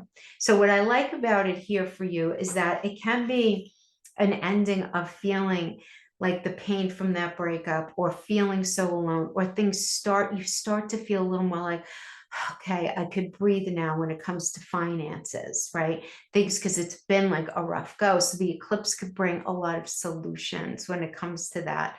Remember, Pentacles are not only about money, it's also mental, physical, and emotional connection. So if you've been feeling very lonely, this is you meeting somebody, right? This is like a very nice energy. So things are going to be looking up for you this year. I do see that. So with that, my friends, I hope this was helpful. Happy eclipsing and stay safe. Bye-bye. Libra, I hope you guys are doing great. So let's talk about the eclipse. You notice the time is a little different. It's 6:21 p.m. The actual eclipse is at 2:21 p.m. But if I put it to 2:21, Leo will be in the first house, and I wanted to put you in the first house. It doesn't really matter. It's more about the placements for the day so that we could discuss what's going on with you. It is in your 7th house. So your 7th house, first house axis, both of those houses happen to be cardinal houses. So you want to know that this is going to be manifesting for you through actual real change over the course of the next year. Whenever we have large energies that go on in houses 1, 4, 7, and 10, it's a practical, pragmatic change. Okay, now let's unpack this 7th house for you. So we have Aries, we have Mercury retrograde, we have Vulcan, the moon, the sun, Chiron, the north node, which is retrograde. And by the way, the nodes can never really be retrograde because they're on the moon, but it just means they're sort of in this station where they're not really advancing forward, right? Which makes them very powerful for this eclipse, as well as Venus and Hygeia. So we have the seventh house, which is connected to marriage, contracts, metaphorical and literal. So it could be a boss, bosses, it could be a significant other, it could be a best friend. It's also the house of our doctors that we deal with, also how it is that we do our business, meaning your clients, your patients, your customers, they would all be in that space as well. Okay. Now, with this particular eclipse, it is happening in Mars, in Aries rather, which is ruled by Mars. So it's happening in fire. It's happening in the seventh house, which is air. So air and fire, what happens when we add air to fire, right? And it ends up creating a lot of smoke, right? So there could be some confusion that you guys are feeling pertaining to a relationship. Now, to get a little more focused on that, we do have Igea and Venus in there. So Venus is very connected to parenting, to mothering, to money, to your sense of self, your self-esteem. All of those energies there, right? Those are, it's working with Hygeia. Hygeia is an asteroid of health. She's trans-Neptunian. I don't want to get into the weeds of it, but let's look at her. Let's just, for the argument's sake, let's just call her an asteroid. So she's very connected to not only our health, you know, mental, physical, and emotional health, but also how do we take care of our health, and what do we do about health situations that come up. And because it's working with Venus, so we could be talking about the health of our finances. We could be talking about our physical health if we're trying to conceive. We could be talking about the health of a parent, of a mother in particular, right? Now, we have it working also in this house. We have the North Node. Now, the North Node is good, because the North Node is destiny driven, though the North Node can be uncomfortable for us because it's always pushing us for something new and novel, something different, all right? Different than where we're at. So we're always pushed out of our comfort zone to get involved in something that's out of our wheelhouse. And it's working directly with Chiron, the moon, and the sun are all going to be at 19 degrees during this eclipse, right? So Chiron is that wound of self, right? In Aries, but Aries also rules the physical body. So there could be like some sort of physical ailment that's been going on, right? For some of you, it could be connected to conceiving. For some of you, it could be having to do with anxiety, rumination, depression, anything like that. There could be some challenges there as well. It's in the seventh house, which is like other people. You could be feeling this way with your marital partner or with a business partner, like feeling like something is kind of like a little off, because something needs to change there, Libra. There's no question, because we have it working with Vulcan, and Vulcan doesn't play. Vulcan is very about, you know, recognizing that something needs to happen. You can't continue on the trajectory, right, that you've been. And there's a real clear understanding of that, at least on an energetic level. It gets a little trickier because there have been a lot of conversations between you and this other person or these other people. And in fact, there might have even been several promises made, strategies designed, right? But they didn't quite follow through. And it's like, whose fault is it really? Because it could be your fault, their fault, maybe a little bit of everybody's.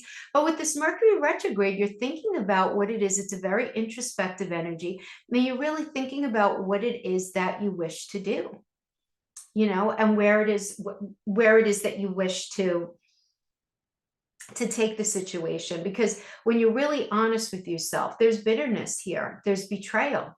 You feel a sense of betrayal from a significant other. And it's interesting because the seventh house is the house of mirroring. So everything that I'm saying that you may feel, this other individual may feel as well, because that's the interesting thing that we have to mention with that seventh house energy. But resourcefulness is very important here, for sure. Being resourceful, doing what needs to be done for the situation. Try very best not to be reactive. You understand something needs to happen in order to get to the next level that you would like to get to in your life. And I'm just going to kind of almost put an end stop there, because this could have to do with, again, having children, starting a business, working a job, anything like that, because the seventh house is other people that who we're meant to have some sort of very serious engagement with. Something's got to change, or it needs to be let go, because it's sitting across the table, literally from Libra, the South Node. And the South Node, and again, the nodes are, which are very dense, is very connected to karma and destiny. There's an energy of stagnation here, necessary stagnation here. And so they're sitting across the table, and Libra is saying, self, Libra, what do we need to let go of in this relationship, in this marriage, in this job, in order to have a new beginning? And is this person who's in that space with you, are they willing to work with you? Are they being agreeable? Are they exercising emotional intelligence? Or are they being narcissistic? Are they being ego-focused? Are they being shady? Because something must be going on. Black Moon Lilith is having you feeling a little bit defensive, and like where you're recognizing that something is going on with another person, right? But then, but we have to be, honest here, right? I mean, on top of it, we have Sedna here, and Sedna is just like feeling power. You just don't feel powerful. You feel powerless when it comes to, money, and when it comes to, for some of you, it's going to be money. For others of you, you're feeling powerless to conceive, because the 8th house has to do with conception, and you may be feeling very powerless. But the thing is, with this conjunction that we're going to be having like 10 days after this eclipse, on the 17th, really, at 21 degrees, is this. Many of you are, first of all, if you're not looking to conceive, be super careful, because you can absolutely conceive in that energy. Because again, it's this energy of feeling powerless, and it's the house of conception.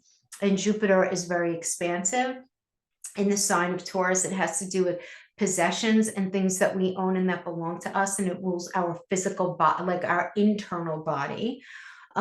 So there can absolutely be, conceiving, or a realization that conceiving is not very possible at this point, or realizing that you're with somebody who doesn't want to conceive. Another manifestation of that is that having to do with maybe a divorce settlement, or an insurance payout, or an inheritance situation, or tax, debt, anything that's connected to this idea of money with other people. You could feel rather powerless here, but with this Uranus Jupiter energy in Taurus, Taurus is more connected to the money that you make from the work that you do. You could be getting some sort of financial assistance out of a situation from somebody. It's not going to be as negative as you actually think it will be. You may feel powerless, but you have a lot more power than you actually realize right now when it comes to your ability to take care of some sort of financial situation and even conceive, though it may require you doing something a bit out of the box, a bit non-tradition, because we have Uranus, Pluto is an Aquarius, so your 5th house is ruled by Uranus, and 5th house does rule children. Uranus does rule advances in medicine, doing things very out of the box, very different than traditional. So you might have to, and I feel like we've been talking about this for a minute, but do something having to do with IVF, or some sort of alternative method to having a child. But in the same way, it could also be you opening up some sort of out of the box kind of business, or you deciding that what makes you happy is going into this next space in your life, doing something a little out of the box. Maybe you're working 2 or 3 different jobs and they have nothing to do with each other, but you're happy doing it, or you're just doing something different that brings you joy, right?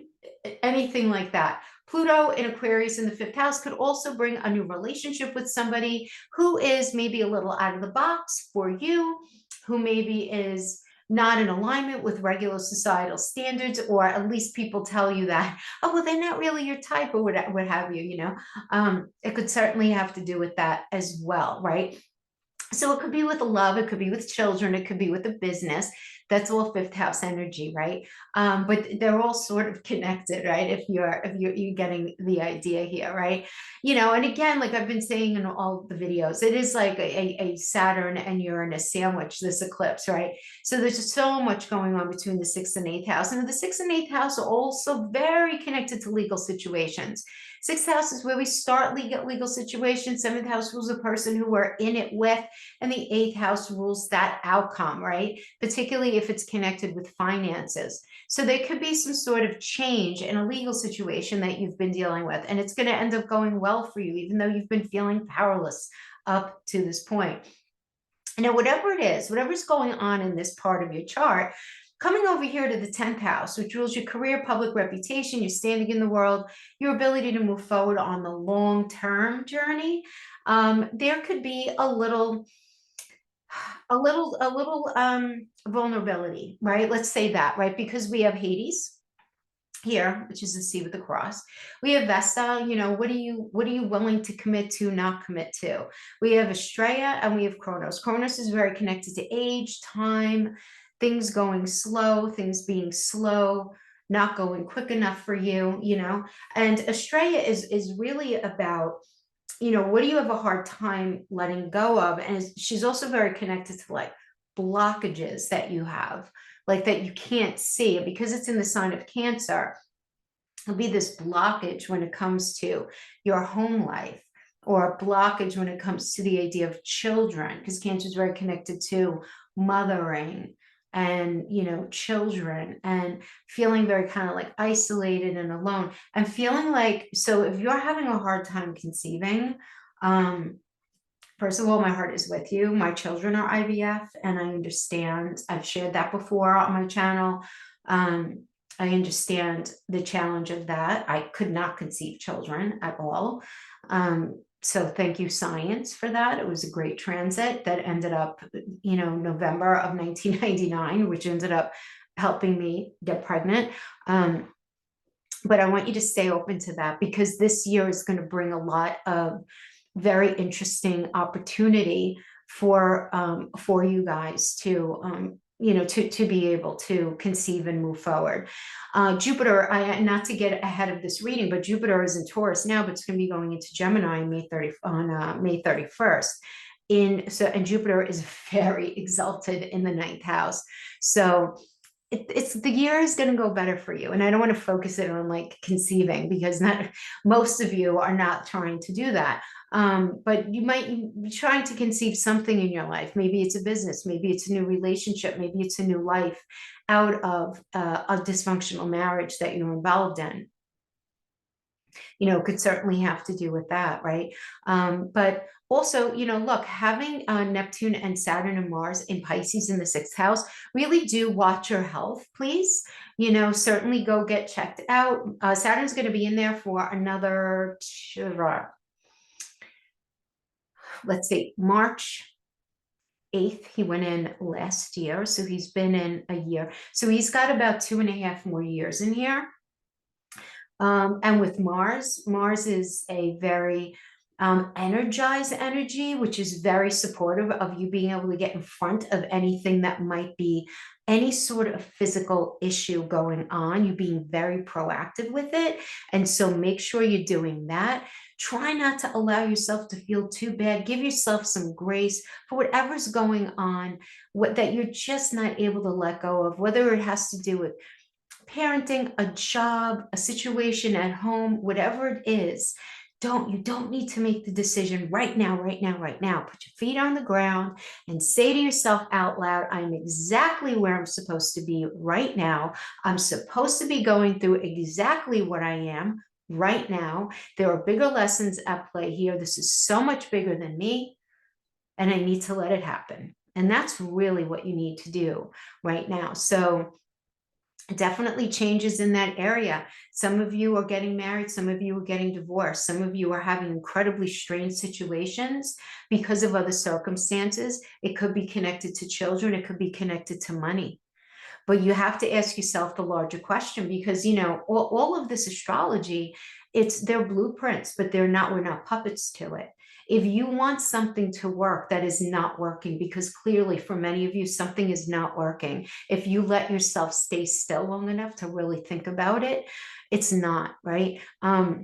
What needs to be done to fix it? And are you in a situation to do that? Meaning you have to be with another energy who is equally on board. Because if both of you are on board, there's nothing you can't fix. This could just be a growing period for your relationship. All right, my friends. So hopefully that was helpful in some way. Let me pull a card for you. I've been pulling a card for all of the other signs.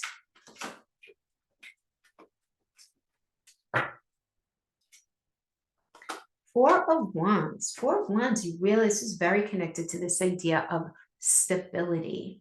Stability, it's all about stability for you right now. I just want to, this I haven't been doing for the other signs, but you know what? You guys deserve it.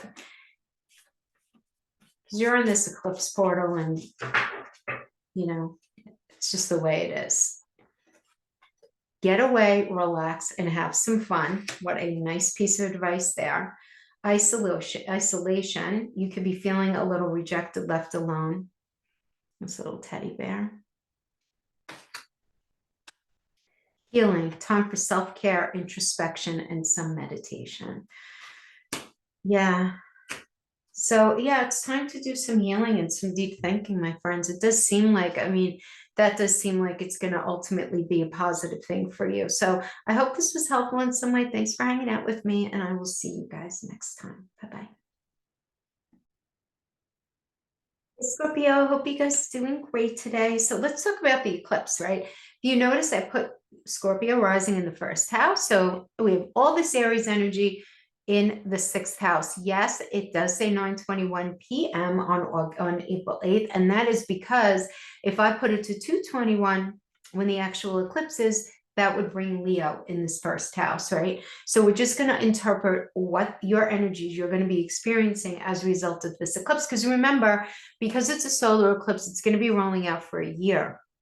And it's in your house of health, daily work environment, your pets, daily responsibilities, as well as like open enemies are on this axis as well. Okay, so something gets eclipsed out, something gets eclipsed in. This is a very fiery eclipse because while it is in Aries, it's ruled by Mars. Mars is also in your fifth house, Pisces energy. Let's unpack step one. Step one is sixth house. It could be a situation with a job, your day-to-day work environment. If you get eclipsed out, there is going to be something else coming in. So I don't want you to worry about that. For a lot of you though, guys, this can very likely be a health situation. Now, let this be eclipsing out of the negative and eclipsing in a positive or more positive, especially in the sign of Aries, because Aries does rule the external body. We have Chiron in there. He is the wounded warrior. It's not only spiritual and emotional wounds, it could be physical as well. We do have Hygeia. Hygeia is very connected to the idea of health. So between Hygeia and Chiron with this eclipse, I do have to say that there's got to be, throwing in Vulcan here, there's got to be an ending to something that you are doing that is not good for your body. And there's going to have to be a different approach made, or over the course of the next year, something will become a lot more challenging for you to deal with. Okay, I'm not saying that to be scary. I'm saying it because this is a real transit. Okay, so pay attention to your health. If you haven't gone to the doctor, please go. If you are not feeling right, getting to the bottom of it, acting accordingly, doing whatever it is that you need to do. Exercise, change your diet, get whatever tests, assessments that you need to get, whatever it is. I'm feeling this more than any other thing, more than a relationship circumstance. I'm going to talk about relationships because yes, there's stuff going on in houses 5 and 7, but the sixth house, it's your health, right? Now, this could be anything from physical, right, to like an arthritic situation, to You know, something going on with like really bad allergies, anxiety, depression, something a lot worse, maybe something not so bad, whatever it is, because it's in Aries. So Aries kind of is kind of like the physical body, but Aries also does rule the head. And in the head, obviously, is our mind. So a lot of times when we have eclipse energies like this that impact the health, our minds could be our worst enemy, right? During a particular situation, right? So just be mindful of that, right? If you need to speak with somebody, please don't hesitate. You're in a very sensitive, vulnerable energy at this point, right? And so the more that you could reach out to people who, you know, care about you, you know, people are there to help you. That is for sure. Same thing if, let's say, your health is okay, you know, but this is more of a work thing.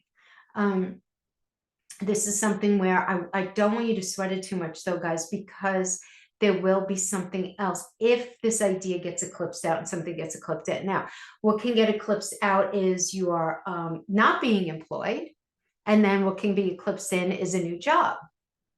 What could get eclipsed out is some sort of illness that you've been experiencing, and what could get eclipsed in is a really good report. But you're going to know where you're at depending on, excuse me, what's been going on leading up to this energy. Everyone should be watching their pets during this eclipse, to be honest with you. I'm going to tell you the story that I said in the beginning of the video. Like, my dogs, normally docile, attacked a little Bichon poodle. Saddest thing. There's a little poor little doggy is still in the hospital. It's sad, so sad.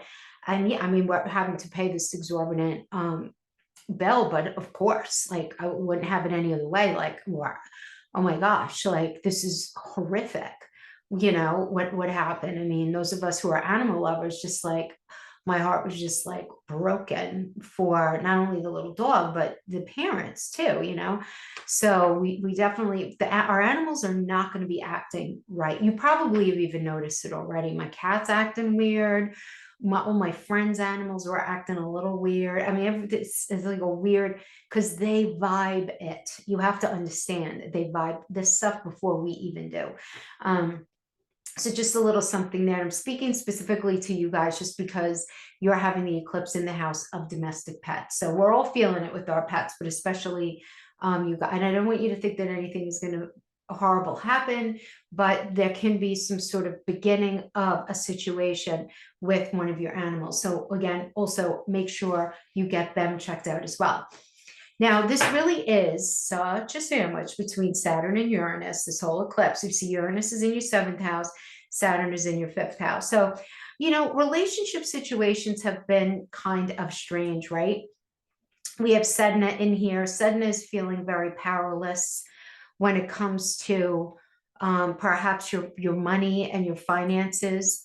To the point where maybe even if you know change needs to happen in a relationship, you're afraid to make it happen because you are afraid of either, not that you're a sign that's ever afraid of being alone. It's really like because you like your own company, you know, which is cool.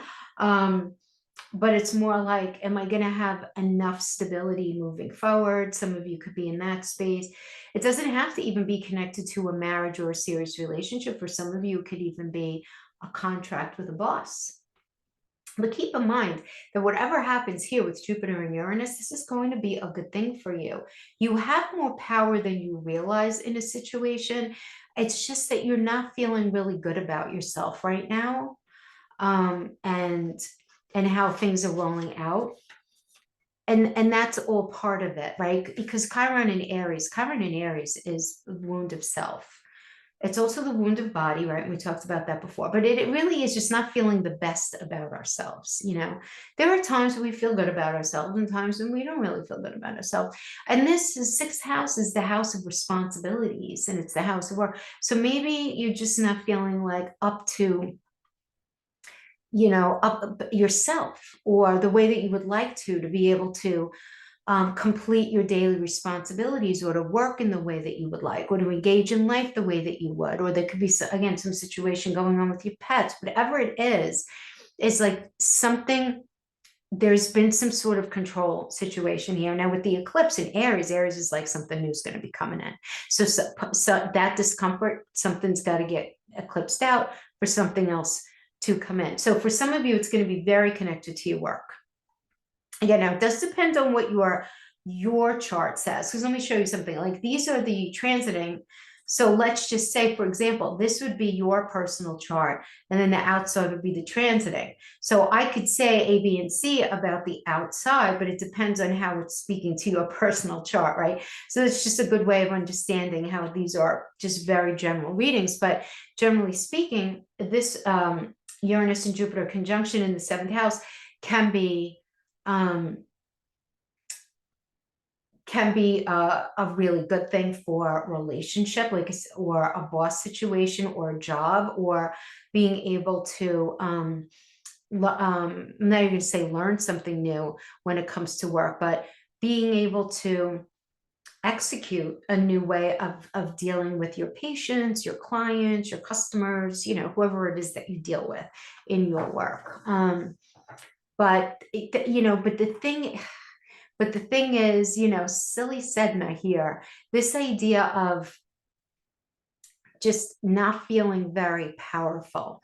So you just want to really check and be very honest with yourself, right? I mean, no one's going to know. Being really honest with yourself is part of the reason why you're staying at your job, or part of the reason why you're staying in that relationship, or doing whatever it is that you're doing with this other person who's important to you. Does a lot of it have to do with you just not feeling very powerful in life to do more than what it is you're doing with this person? And that's just something that you want to go into this energy with great honesty about. Some of you may be realizing this great conjunction because Jupiter is expansive, Uranus is revolutionary energy about the future, and it's connected to this idea of powerlessness in the sign of Taurus. Some of you just might be like, this doesn't make me feel good. I gotta go. A lot of you can be in that space. Now, some of you may be feeling all of these things and just have analysis paralysis to all of it, but that's just going to kick the bucket down the road. That's all that's going to do. It's not going to do anything more than that.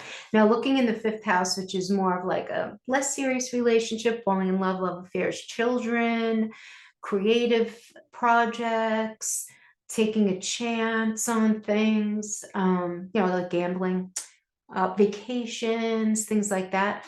We have Neptune, we have Saturn, we have Mars. So that Saturn in there, it may feel like, oh, I can't really like go away and relax. Even if you have the time, it's like you feel like, I can't really go away and relax, right?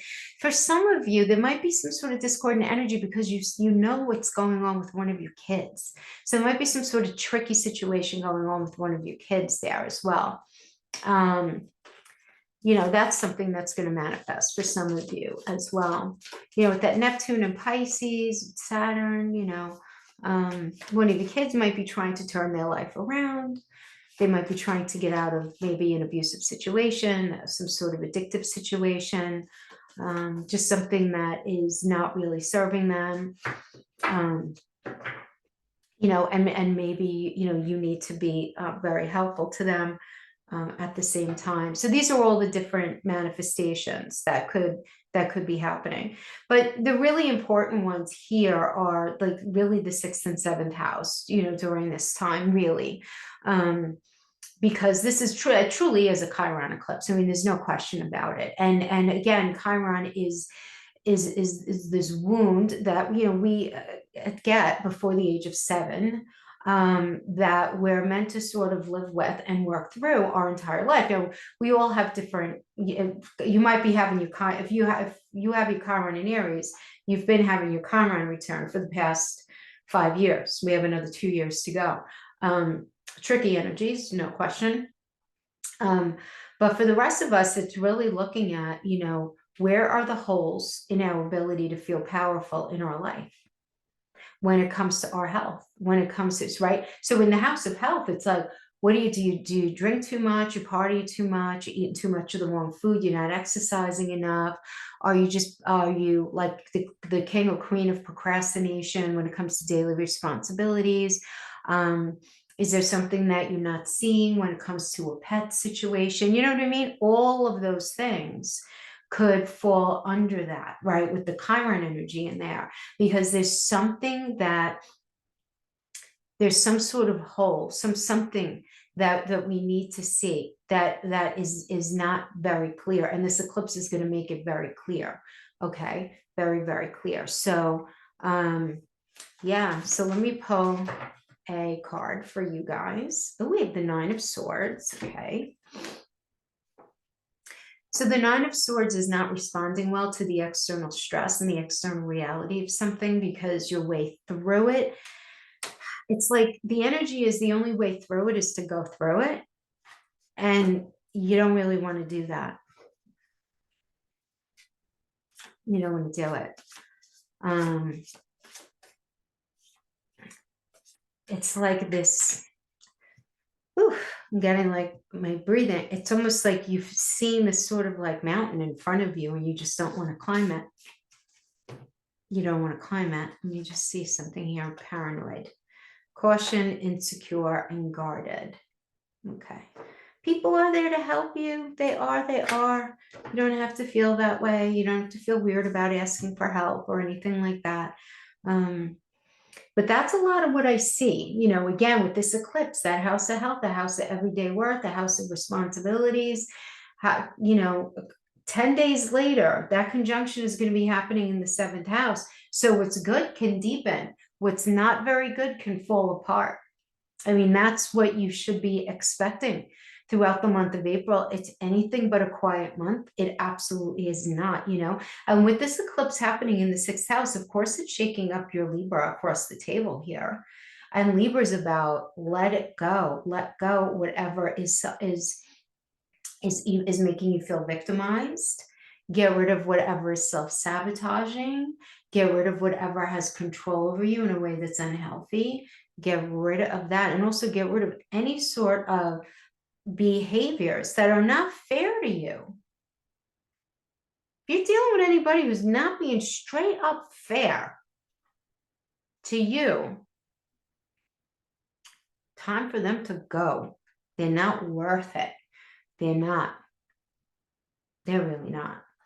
All right, my friends. I mean, I hope that this was helpful in some way. Thank you so much for hanging out with me. I'll see you next time. Stay safe. Happy eclipsing. Bye-bye. It's Sagittarius. I hope you guys are doing great. So you guys are having the eclipse in your 5th house. This is going to be very exciting. I mean, I'm going to unpack the different ways that this could happen. This can roll out for you guys. Okay. First of all, let's remember it's in Aries. Aries is fire. Aries is ruled by Mars. Mars is fire, and he's fighter energy. It's going to be a very elevated energy. We're all going to be feeling a little bit on edge. And this is not a normal eclipse for so many reasons. But I mean, just look at, you got the moon, I mean, all of these. You have moon, you have Aries, you have Mercury retrograde, you have Vulcan, the sun, Chiron, the North Node, Venus, Hygeia. And Hygeia is only within a few, 6 degrees at this point later on in the day of Neptune. If you notice, I have it's the evening time of the 8th, because if I put it at 2:21, which is the actual time of the eclipse, it would put Leo here.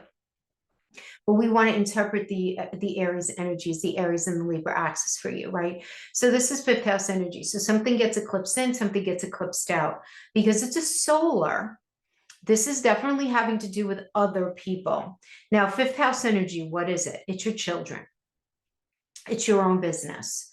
It's any sort of monetizable talent, creative self-endeavor, having to do with like a, you know, creative, you know, so it could be a book, it could be a screenplay, movie, something like that, right? Something getting out there like that.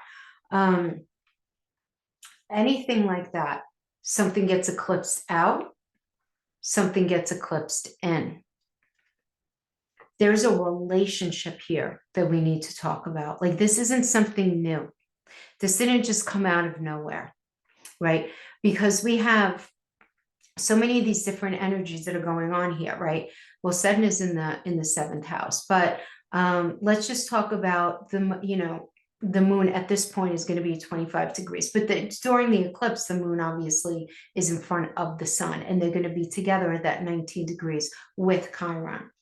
So very emotional about something connected to career, children, your future. There's something that you have to go through that's a little uncomfortable because you're feeling a little pulled out of your comfort zone. You're not totally in your own wheelhouse, right?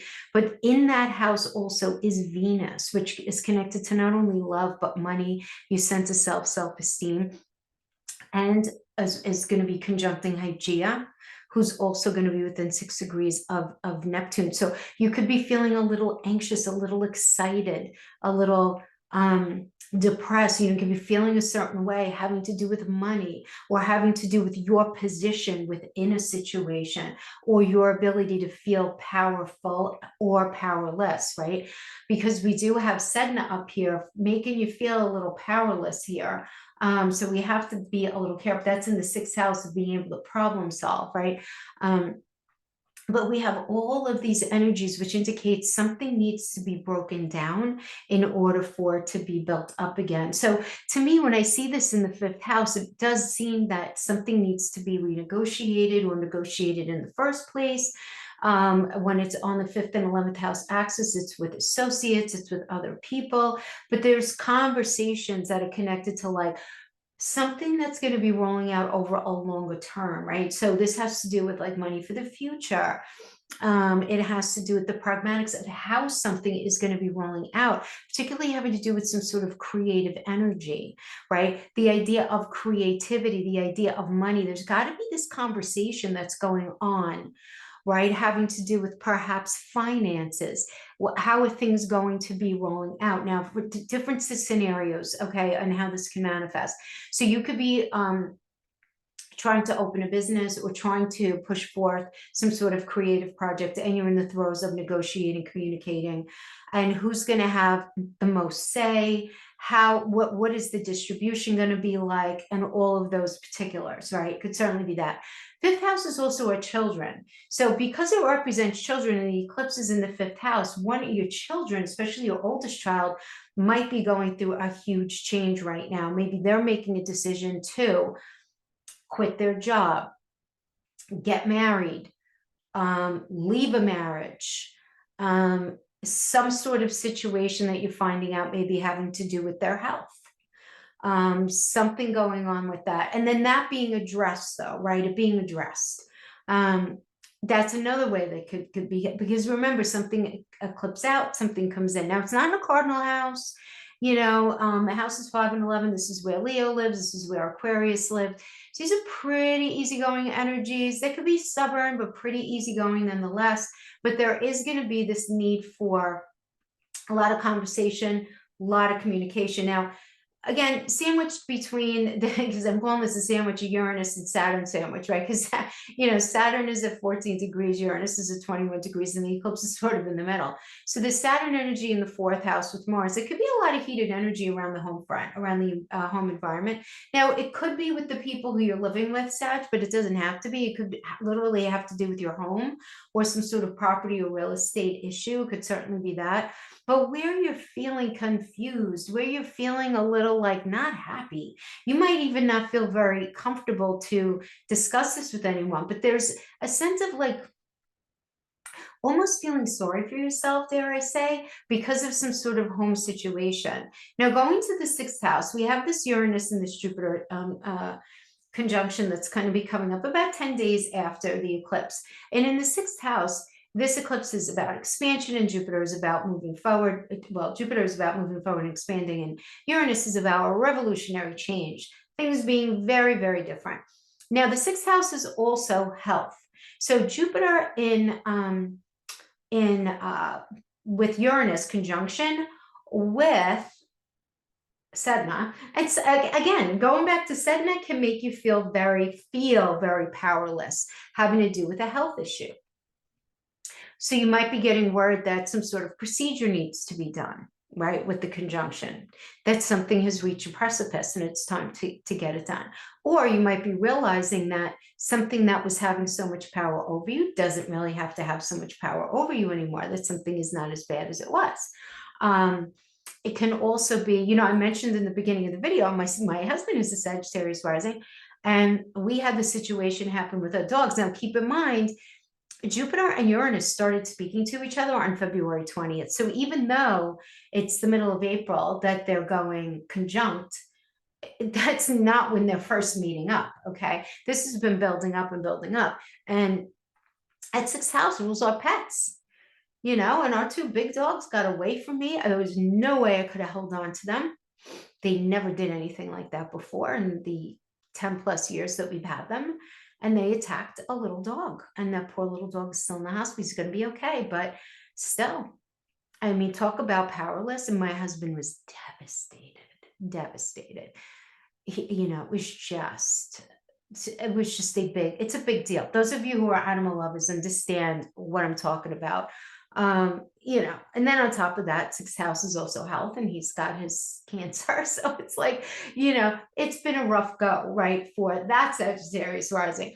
But, you know, on the flip side, he got some good news regarding his health, and that little dog is going to make it. And you know what, like, it's okay. It is okay. But there are going to be things that are going to be coming up in that 6th house. And for some of you, it could equate to a new job. This could equate to a new opportunity. This could be very, very good for you. There's no question about it. If you're feeling powerless, something coming in and saying, yeah, let's go, let's do this, that could be great. Your daily responsibilities are going to change. I can absolutely see that very clearly. Like over the course of the next year, you're going to be doing something very different with you day to day, particularly if you've been doing more or less the same thing for the past couple of years. I mean, no day is exactly the same, but you know what I'm talking about as far as like what it is that you're actually executing within the confines of your life. You're going to be dealing with different people. You're going to be dealing with different circumstances, different situations. I think this is a good thing. And the eclipse here in the 5th house, you know, I'm not worried about this. I'm really, really not. I think that whatever it is going to be, if it has to do, first of all, with the creative project, this is excellent. This is really, really good. And even if it has to do with one of your children, it's just the power to negotiate a circumstance is going to be there. I feel like for a lot of you, it's the periphery of the eclipse, which is going to be a little trickier, like the 4th house of home and the 6th house of like your day-to-day work environment or your daily responsibilities, trying to like mitigate some sort of situation that's happening, but also how to also navigate this next part of your life that you are definitely going into. Now, the only other thing that I've been discussing with this particular positioning for this day are all of these Cancer energies, right? So we have Kronos here, we have Astrea, we have Hades, and we have Vesta. So it's this idea of like, when it comes to the 8th house, when it comes to other people's money, when it comes to debt, taxes, the stock market, investments, money coming from other people, it has to do with life and death, birth, you know, and death, moving. You know, these are all things that are 8th house. I do feel like there's something there that, because of this Astrea energy, that it has a hold on you, and you may not be like, you may not, it's almost like a blockage. Like you're having a hard time seeing where something's finished there, you know, in that 8th house. Something is finished when it comes to how it is that you function with your money. Something's finished as far as, you know, maybe the idea of either having a child, or maybe one of your children having a child, or there's some sort of divorce going on here. Could be within your own life. It could be somebody who's very close to you. But there's this idea of suffering, you know, something that's been kind of long building up. But it's moving into a space of acceptance. Now, acceptance doesn't mean that you're going to stay with something, but some of you may be moving over the course of the next year into a space where you're realizing that that something's got to give, that something's got to change. And you may be having a really hard time letting go of maybe an idea that you had, where you maybe had an idea that you wanted to move, or you wanted to get married, or you wanted to have a baby, or someone close to you, you know, is experiencing this. And you just being like, well, we got to really, because Bess is like, what are you really committed to at the end of the day? You know, for some of you, you might hoard your money a little bit. You know, Cancer in the 8th house could manifest as hoarding money a little bit, not being completely transparent with money. And that may be something that absolutely needs to change. You know, it's the different ways that it could ultimately manifest. But letting go of any sort of like needing something to have to be a certain way, and just being super open to alternative ways of handling things as you move forward. That is really going to be the best way for you to deal with this eclipse year. All right, I'm just going to say the year. Remember, it's over 4 minutes, my friends. That's a long time. Try standing in place for 4 minutes. It's a long time, right? So powerful eclipse for sure. New beginnings, absolutely. Stay open to everything, and don't be too dug into any ideologies at all during this time. You know, it's just not going to really like go the best for you, you know? So with that, let me just pull a card for you before we close up. We have the 8 of Wands. Okay. So the 8 of Wands is very connected to this idea of just stability, communicating.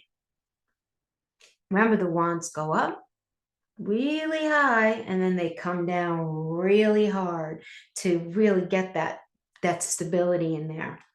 This could also be great for, it's busy, first of all. 8 of Wands is a busy energy. A boatload of phone calls, text messages, emails, got to do this, got to do that, busy, busy, busy, busy. Really good connections, really good communication. Everything is to the end point of stability. So I love that for you. That's fabulous. That is what I have for you guys. I hope this was helpful in some way. Happy eclipsing, and I'll see you next time. Bye-bye. Hey Capricorn, so I have the time queued up. I know it says 1:21 a.m.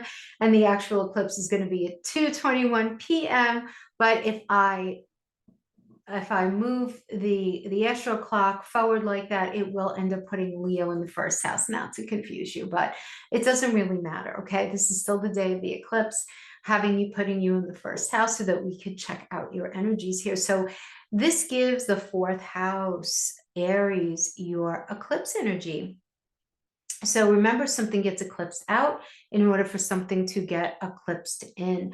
And this could be a little unnerving. I know a lot of you have been reaching out to me quite nervous about this, having it in the 4th house, because it's working with the IC, which is the IC is the deepest part of our chart. It's our inner base of operations. It's our home.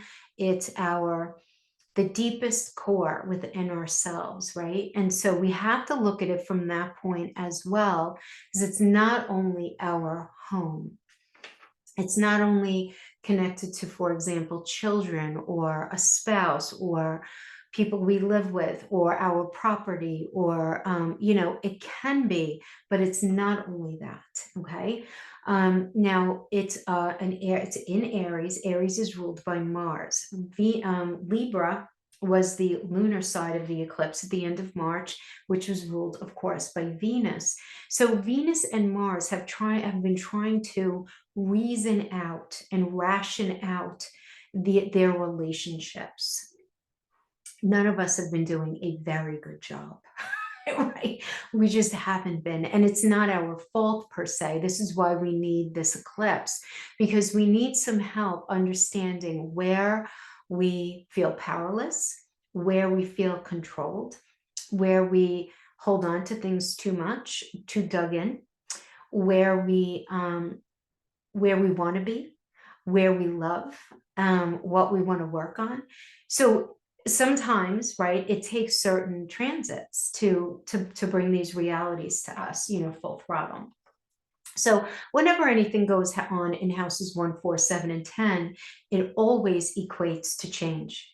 So particularly over the next year. So With the eclipse in the 4th house, many of you may be moving. You may be making some big changes in your home. Someone may be moving in. Someone may be moving out. There could be something very big in the life of somebody who you live with. Now, for many of you, the eclipse out and the eclipse in could certainly be a change in a work situation if you are working from home. And again, because this is a North Node, Aries eclipse, North Node, Aries, and Chiron eclipse, there can absolutely be something that comes in that instills and solidifies your ability to feel very secure within your home, or could bring a new job within your home as well, right? Especially because it's opposing the 10th house. So we have the South Node in Libra. And Libra is having to do with people who we service in our industry, besides our marriage partner and our boss and our bosses, right? That South Node can mean working differently. It doesn't necessarily mean getting a new boss. It could, but it could mean working differently because it's opposing the 4th house, where maybe you're working less in person and more at home, right? This could certainly be, this is a very common manifestation, is that, you're switching that around, which would change the way in which you're doing your work. Even if you're doing the same thing because you're working at home, the methodology that you're that you're executing in order to do that same job is going to be a lot different, right? So that's like that. Now this is working with Hygeia, Venus, the Moon, the North Node, the Sun, Chiron, Vulcan, Aries, the IC, and as well as Mercury, who's retrograde, by the way. So we have a lot of this is a very introspective kind of energy, right? Again, it is the deepest house in your chart. This is all about change for the new. It's about new and novel. It's about knowing that you need to fight for it. And you are feeling down to your absolute toes, Capricorn, that you need something different and something new. There is no question about that in my mind at all.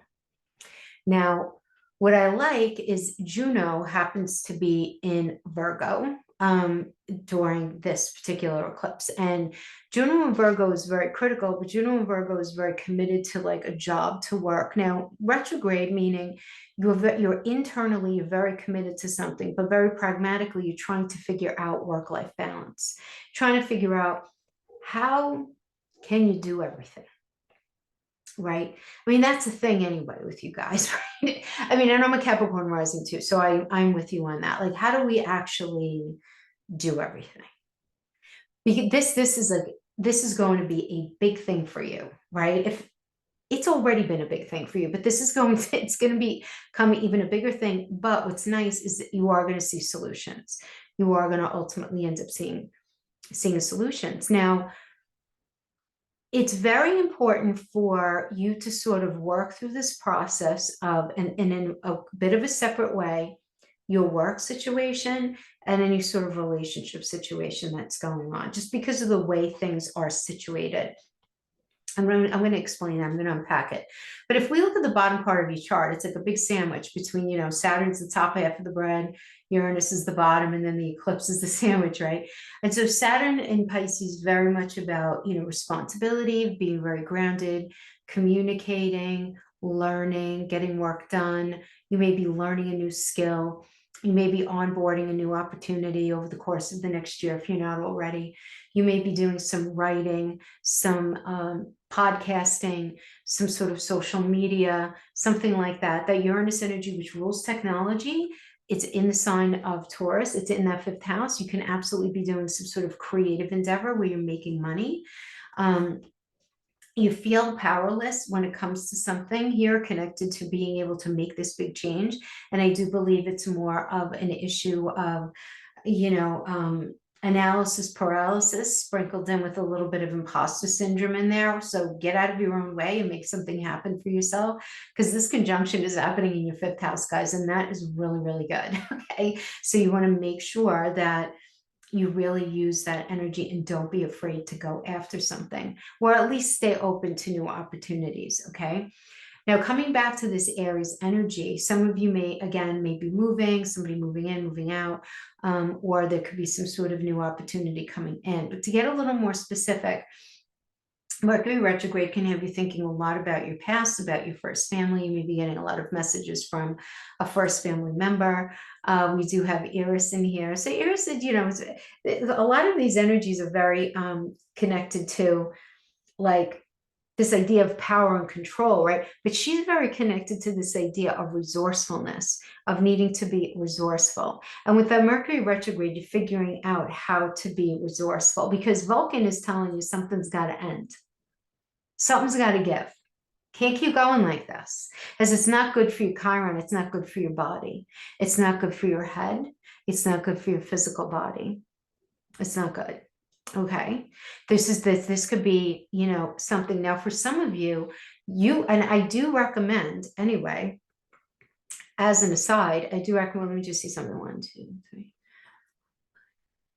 Yeah, I do recommend that you go to the doctor for some blood work, get something checked out there. We've been talking about this, I feel like, for a while. With this Pluto energy and going into Cancer, into Aquarius in the second house, something could certainly happen with your physical body. There could be just stuff going on, weird, random stuff. Weird. Now, because it's sort of dancing between the first and second house, it could be anything. Maybe you feel a little depressed, a little sad. There could be a situation going on with anything in your head. So any kind of vertigo, ear infection, sinus infection, anything like that. You may have had that, or you may be coming up on having that. So if you're not feeling right, it could be any of those things.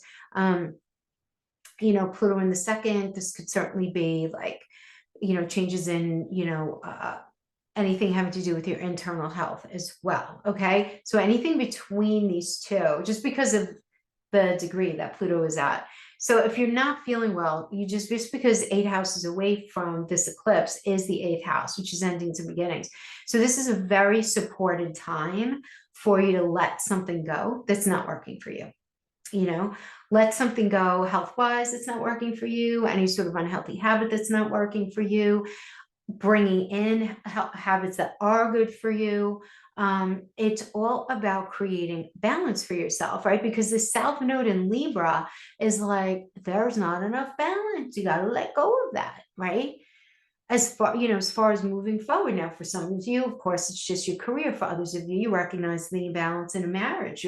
Others of you, you recognize the imbalance in some other sort of situation, and you just can't have it anymore, right? So this is almost a time of reckoning, right? Because of where it is, that in order for you to feel good moving forward, in order for you to feel safe and secure in your own skin, home in your own body, there have to be some sort of changes. Now, some of the changes can just have to do with scheduling, a little bit of that, a little bit of like addressing certain things, perhaps in your diet, perhaps when it comes to exercise, whatever it is. But there is this need to focus on, over the course of the next year, what do you need to do in order to feel the most comfortable in your own skin? And that is a pretty beautiful feat, if you ask me. So let's see what the cards say. I'm only going to pull 1 or 2, as I've been doing for all of the signs. Oh, the Chariot. Oh, stop. I love when this happens. Chariot is Cancer, and you're having the eclipse in Cancer. Chariot is Cancer in astrology. It is moving away from something that is toxic more to a more metaphorical home space. Let me just pull 1 more. Ace of Pentacles. Beautiful. Very nice energy. All about new beginnings. For some of you, this is a new job. Ace of Pentacles can be a new job. For others of you, it's some sort of new experience. This could be a really cool, beautiful experience. If it's not a new job, it could be a new relationship, a new friendship, but there's newness coming in that's really going to support your ability to feel very emotionally stable and secure in your own life. So beautiful, my friends. That is what I have for you. I hope this was helpful in some way. Thanks for hanging with me. See you next time. Happy eclipsing and be safe. Okay. Bye-bye. Hi, Aquarius. I hope you guys are doing great. So for you, the eclipse is happening in your 3rd house of the way you think, the way you communicate, the way you learn things from the bottom up. An eclipse could be eclipsing like an old situation out, bringing something new in. That new could be a new perspective, communicating with new people. Third house is also very connected to old friends. And because it's working with Mercury retrograde, there could be somebody from the past coming back, and it's almost like you see each other in a very different light. It's almost like you haven't, it's almost like you're speaking to a new friend, yet there's that sense of familiarity. For some of you, it's going to be that. But again, this is a Mars ruled energy. Mars is that warrior planet, third house. With this eclipse, honestly, guys, if you're not happy in what it is that you're doing in your life right now, having to do with a job or whatever it is that you're doing in order to move forward in your life, this is such a good supported energy to put out resumes, to put out CVs, to interview, to negotiate situations. Now, I would like to wait until Mercury is out of retrograde at the end of April, but generally speaking, this is a great time to get all of your ducks in a row. It really, really is. Now, the third house it has so many energies in there, from Hygeia, Venus, the moon, the north node, the sun, Chiron, Vulcan, Eris, and Mercury retrograde. These are a lot of energies, and that the Hygeia is only within 5 degrees of that Neptune energy. Now, you may notice if you look at the time, it's 3:21 a.m. I have it queued up to, instead of 2:21 p.m. If I put it at 2:21 p.m. Aquarius, that would put Leo, your descendant, in this house, right? So I wanted to put you in there so we could get some information about what will be going on for you, for Aquarius rising during this energy. But let's just understand that third house, because with Chiron in there, Chiron in Aries, it's really about looking at the way you speak. And some of you may be going through a period where you're not feeling very confident. You might even be feeling just a little vulnerable in the way that you communicate, in your ability to manifest new opportunities for yourself moving forward, in your ability to actually learn things that are new. You could feel like a little like a fish out of water. This can certainly prompt some energy of procrastination, so you do want to be a little careful of that. But what I do like about it is that this eclipse is going to be obviously opposing the North Node. And when I say opposing, it's, I want you to think about it more as like sitting across the table from this energy, and the North Node in Libra saying, okay, what do we need to do in order to level ourselves up when it comes to our money, when it comes to our belief system? Something's got to be let go of, right? That South Node in the ninth house, that's because ninth house is higher education, higher mindedness, belief system, religion, organized and otherwise, foreign land, foreign travel, foreign entities. It's very connected to father energy, importing and exporting, marketing, launching, advertising, getting something out there to the world, right? And so that South Node in Libra can certainly have you wanting to actually launch something and get it out already, right? But that North Node in the third house, North Node in Aries, is a new approach to some sort of negotiation. So this could certainly be part of, what's manifesting in your energy. On the other hand, and that's kind of like very, obviously very general. Your ninth house is just generally also, it's a house where God speaks to us. It's also the space where we sort of get in tune with what it is that we need in order to move forward in our life. Now, with that Libra energy in there, in the way of relationship, money, sense of self, self-esteem. And with that South Node, this eclipse is encouraging us to shake all of the dead wood off our tree when it comes to what is no longer serving us as far as a mindset. Now, some of you are going to be realizing that your father's power over you, it doesn't matter how old you are, is something that needs to be shaken off as well. Because that ninth house is the manifestation of father energy. 10th house is manifestation of mother energy. So with the South Node in there, it's allowing any sort of perceived control. And it's typically, obviously, it's more on a soul level, it's some sort of old narrative that's still running in your energy. But that could be something that you're going to be actively over the course of the next year working through. With that North Node energy in Aries, it's taking a whole different approach and a different perspective, right? To connection with, it could be a father, it could be a second spouse as well. It could be taking a very different approach to your religion, taking a very different approach to your education. But this is over the long term. This is going to be very, very important for you because you're changing the way in which you think and communicate in a way that is more respectful of yourself, is very respectful of others, it's very considerate of others, and all of these things, right? Also, because there's some medical energy in here, right? We have Hiji, which is very connected to medicine. Chiron is also very connected to medicine as well. And actually, Hiji is within 5 degrees of Neptune, and Neptune does rule disease and disease, especially in Pisces here. There may be this realization that you have to start taking better care of your health. You may be at this point where you're realizing you either let yourself go or you've been allowing yourself to be too busy. Whatever the case is, this is time for you to actually get it going and move forward in a better direction when it comes to your health. Now, as far as love goes, I do want to just note something, that while Jupiter is in Taurus right now, come May 31st, Jupiter is going to be going into Gemini, which is in your house of falling in love, love affairs, romance. So I do want to say, like, as an aside, that I do see Aquarians having a lot of fun this summer in that particular arena, but not to get ahead of myself. Coming back to this 4th house, the big conjunction that's happening about 10 days after the eclipse in the sign of Taurus is going to be happening in your 4th house. So there's going to be some sort of real culmination and culminating energy when it comes to what goes on the home front.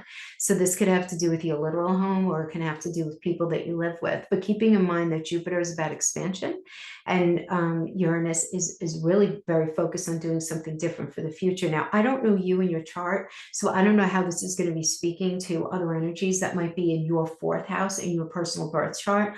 But just as a general energy, this could bring a realization of you want to sell your house, or maybe you want to buy a home, you want to invest money into your home, or perhaps you're expanding because Jupiter is very much about expansion. You're expanding your home, maybe you're having a child, or you're inviting people to come and stay with you, right? There's some sort of growth, expansion kind of energy there. Now, for some of you, it could also be landing a job at home. That could certainly be it as well. And that's expanding you as well.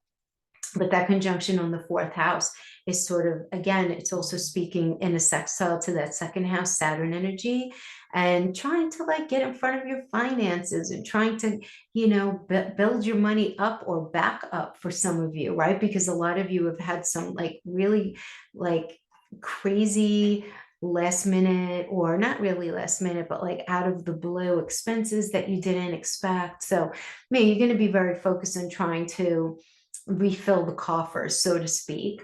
And so some sort of new position would be, or could be, very beneficial for you. But again, let's not lose sight of the fact that we do have that Pluto energy in your 1st house. And so your whole life is going to be changing. I guess everybody's does, right? Every, couple of years, I suppose, but it's always a bit bigger on a grander scale. There are certain points that are very more marked in our life, right, than others. And you are starting that process this year. So that's what I have for you. So let's just pull a card and see what's happening for various friends. The Emperor. Woo! Nice. Beautiful. The Emperor is Aries, guys. This eclipse is in Aries, right? I'm trying to balance out this Aries Venus energy, right? It's Mars Venus energy, rather. But I like the Emperor. The Emperor is about leadership. It's about taking control of your life. It's about new and novel. It's about embracing the new and novel. Even if you don't have all the answers, you might not have any of the answers now. But sometimes just making the decision to go in a different direction is all you need. And then we have the Devil. The Devil is just very connected to imbalance, In numerology, it's connected to the Lover's card. They're kind of opposites of each other. So the devil is more about imbalance. And that's, so it's really a call to create balance, you know, in your own life, you know, in a way that's a lot better for you. Balance, balance. And then we get temperance, you know, it's about tempering and balancing things out. But you're going to have opportunities coming in where you're going to be able to do that. Now, I do want to just mention that we do have Estrella, Chronos, Hades, and Vesta all in Cancer in your 6th house of your daily work environment. So some of you may feel this very sort of kind of like, because Estrella is very connected to something needing to be over, but it's almost like we can't see when it needs to be over, kind of thing. And that's in your health, house of health, but also in your day-to-day work environment. So you could be feeling kind of like isolated and kind of feeling like a silent suffering or strife because things are moving a little too slowly. And just not being able to recognize like it's done, like, so let's just go in a different direction now, right? You don't want to overstay in something that you don't need to stay in. Okay, so if you have an opportunity to of course you don't want to monkey vine if you just started at a job less than a year ago. That's not going to reflect kindly on you, right, for the next employer. So that's monkey vine and going too quickly from one job to the next. But if you've been there for over a year and you feel like you've learned enough and you know it's not really challenging and giving you what it is that you'd really like, you need to see that this is a good year for you to actually put your fires, they got the spokes in the fire, or whatever the heck it is, right? To see what you can possibly get. Okay. All right, my friends, thank you so much for hanging out with me. I hope this was helpful in some way. You guys take care now. Bye-bye. Hey, Pisces, I hope you guys are doing great today. So you are having this eclipse in your 2nd house. Okay, now you notice the time here. I have 5:21 a.m. and that's because if I put it to 2:21 a.m., it would put Leo in this 1st house if it were an accurate chart, right? So I'm putting you in the 1st house just to get the energy, to get a good sense of your energies the days of the eclipse. So it will be happening in your 2nd house of money, sense of self, self-esteem, possessions, and things that are attached to the word worth for you. Anything that has worth. The 2nd house, interestingly enough, and we don't speak about this enough, it is very connected to ancestral patterning as well. So the eclipse could absolutely do some great karma cutting for a lot of you, where you feel like this is something that's necessary in your experience. But something gets eclipsed out, something gets eclipsed in. So if something's getting eclipsed out when it comes to the money that you make from the work that you do, or anything having to do with your possessions, or anything having to do with a relationship, or anything like that, you have to understand that this kind of energy means something else is coming in. So something's leaving, but something is coming in. It is working with the North Node. So there is something, and it's going to be healing. Something needs to end. Something needs to stop.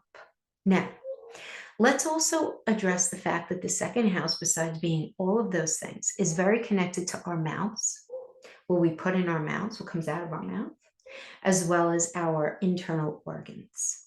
So many times an eclipse will bring a situation where we need to really address an addiction. And that addiction could be alcohol, drugs, too much food, too much. It could also be really foul language, putting people down, telling people where to go, blah, blah, blah. Tolerating that, because that's not very Pisces, right? I mean, I guess it depends on what else that's just not Pisces unmotivated. Let's just put it that way. Because Pisces motivated can cut somebody down for sure. But it's not typical for Pisces energy to be the instigator. Do you know what I mean? So you don't want to be dealing with that from someone either, you know, okay. The 2nd house, the internal body, it rules our organs inside. Okay, it's a very like somatic kind of energy, right? So literally like our physical body, like inside. Now, an eclipse could bring And keep in mind, it's the North Node. You do have Jupiter in the 3rd house. So there could be some communication coming in where you're finding out that there's something going on with your health, but there are a lot of blessings around it. Okay. But it's enough to say, guess what? You have to do something different. You cannot keep doing whatever it is that you're doing here. It's not good for your body. Now, when I say not good for your body, it could be your physical body, but it could also be your mental realm, because Aries, which is in your 2nd house, rules the head. And so the head could be an issue. You might also find that you're having really bad allergies this year, or ear infection, sinus infection, something like that, vertigo, something like that. But also depression, anxiety, all of those things are generated from, our thoughts and from any sort of, imbalance that we're experiencing within our life there, right? But it goes through. That is the area where it goes through. So an eclipse could absolutely bring that, where it's like, I can't do this anymore. I'm going to go to a doctor. Maybe I need to get some help. It could certainly bring that. Or it could bring to your attention that other people in your life feel that that's something that you need, right? And if you agree with them, don't allow yourself to be gaslit. You know what I mean? Don't allow everybody to be like, oh, Pisces, you do A, B, and C, and you're like, do I really? Because you guys are so sweet. And I always say that, you and Cancers are so sweet. I feel almost protective of you guys, because you can be gaslit and told that, there are things going on that maybe there aren't. Okay. So just be careful of that. However, the eclipse could also bring in money. Let's talk about some positives. Maybe it can eclipse out not having and then bring something in that you have. Maybe it eclipses out something that you own, only to replace it with something better. Now this is absolutely a like Saturn Uranus sandwich. I've been calling it that the entire day, because Saturn is in your sign, and then we have Uranus in Taurus, which is where the great conjunction is going to be about 10 days following this eclipse. But sandwiched in between that is the eclipse. These energies really are so close together. They're really working very tightly. And then Saturn energy is very connected to responsibility and being able to roll things out in the right way. It is working with only within a couple of degrees of Mars, and Mars is very exalted in the 1st house, because Mars rules the 1st. And it's like fresh path, a new perspective. Come on, let's go. A lot of you, honestly, you might be having that eclipse in the 2nd house, and you may say to your partner, you do not make me feel good, and I am not dealing with this anymore, so I gotta go.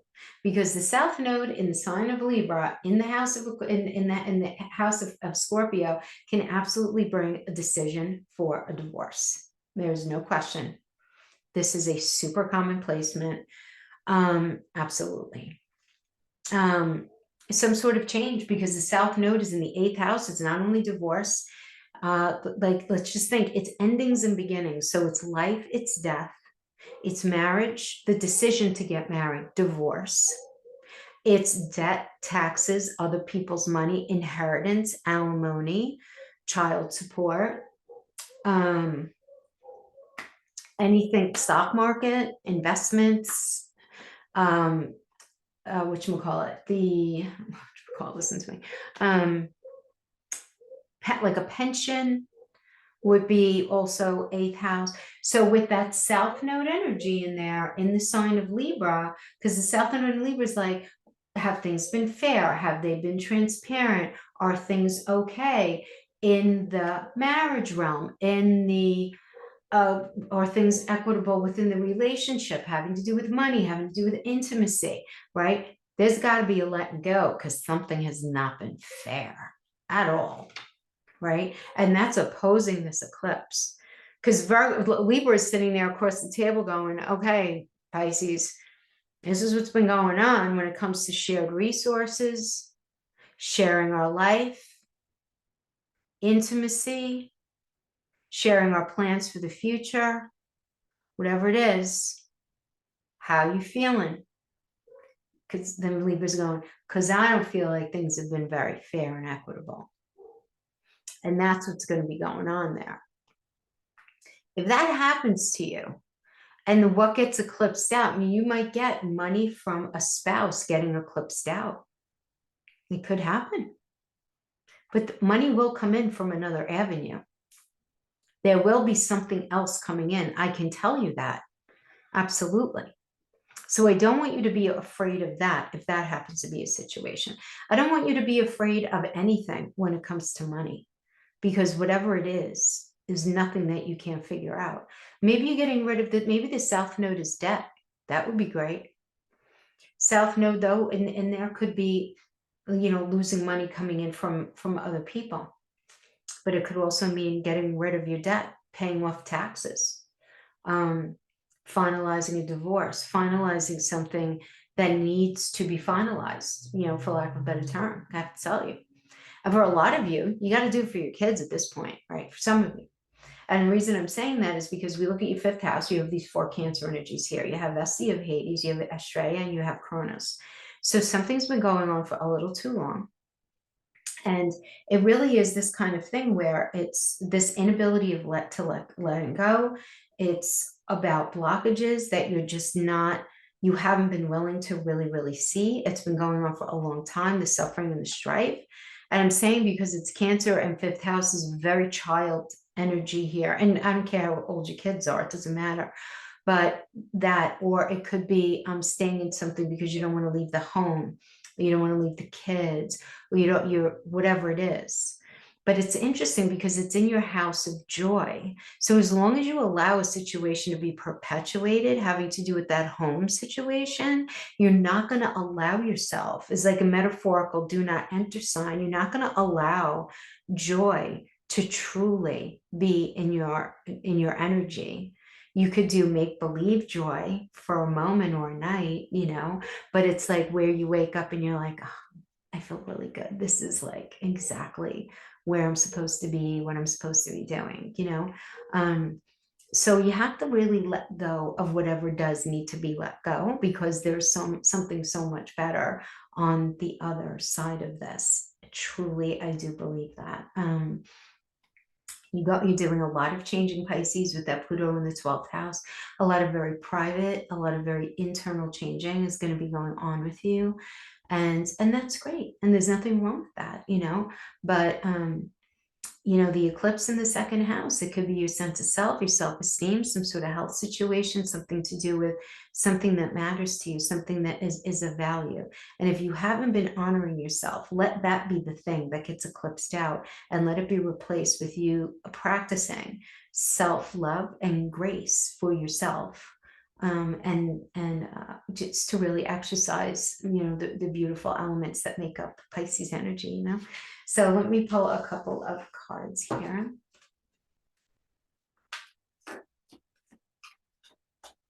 But for a lot of you, money is controlling you, right? Especially because we do, yeah. So we have Sedna here working with Jupiter and Uranus. So it's feeling powerless about money when you communicate. So it's almost like you don't want to have a conversation. I sense a fear surrounding money and possessions and things. So, you know, put those things in perspective if you're able to. We do have the 4 of Swords.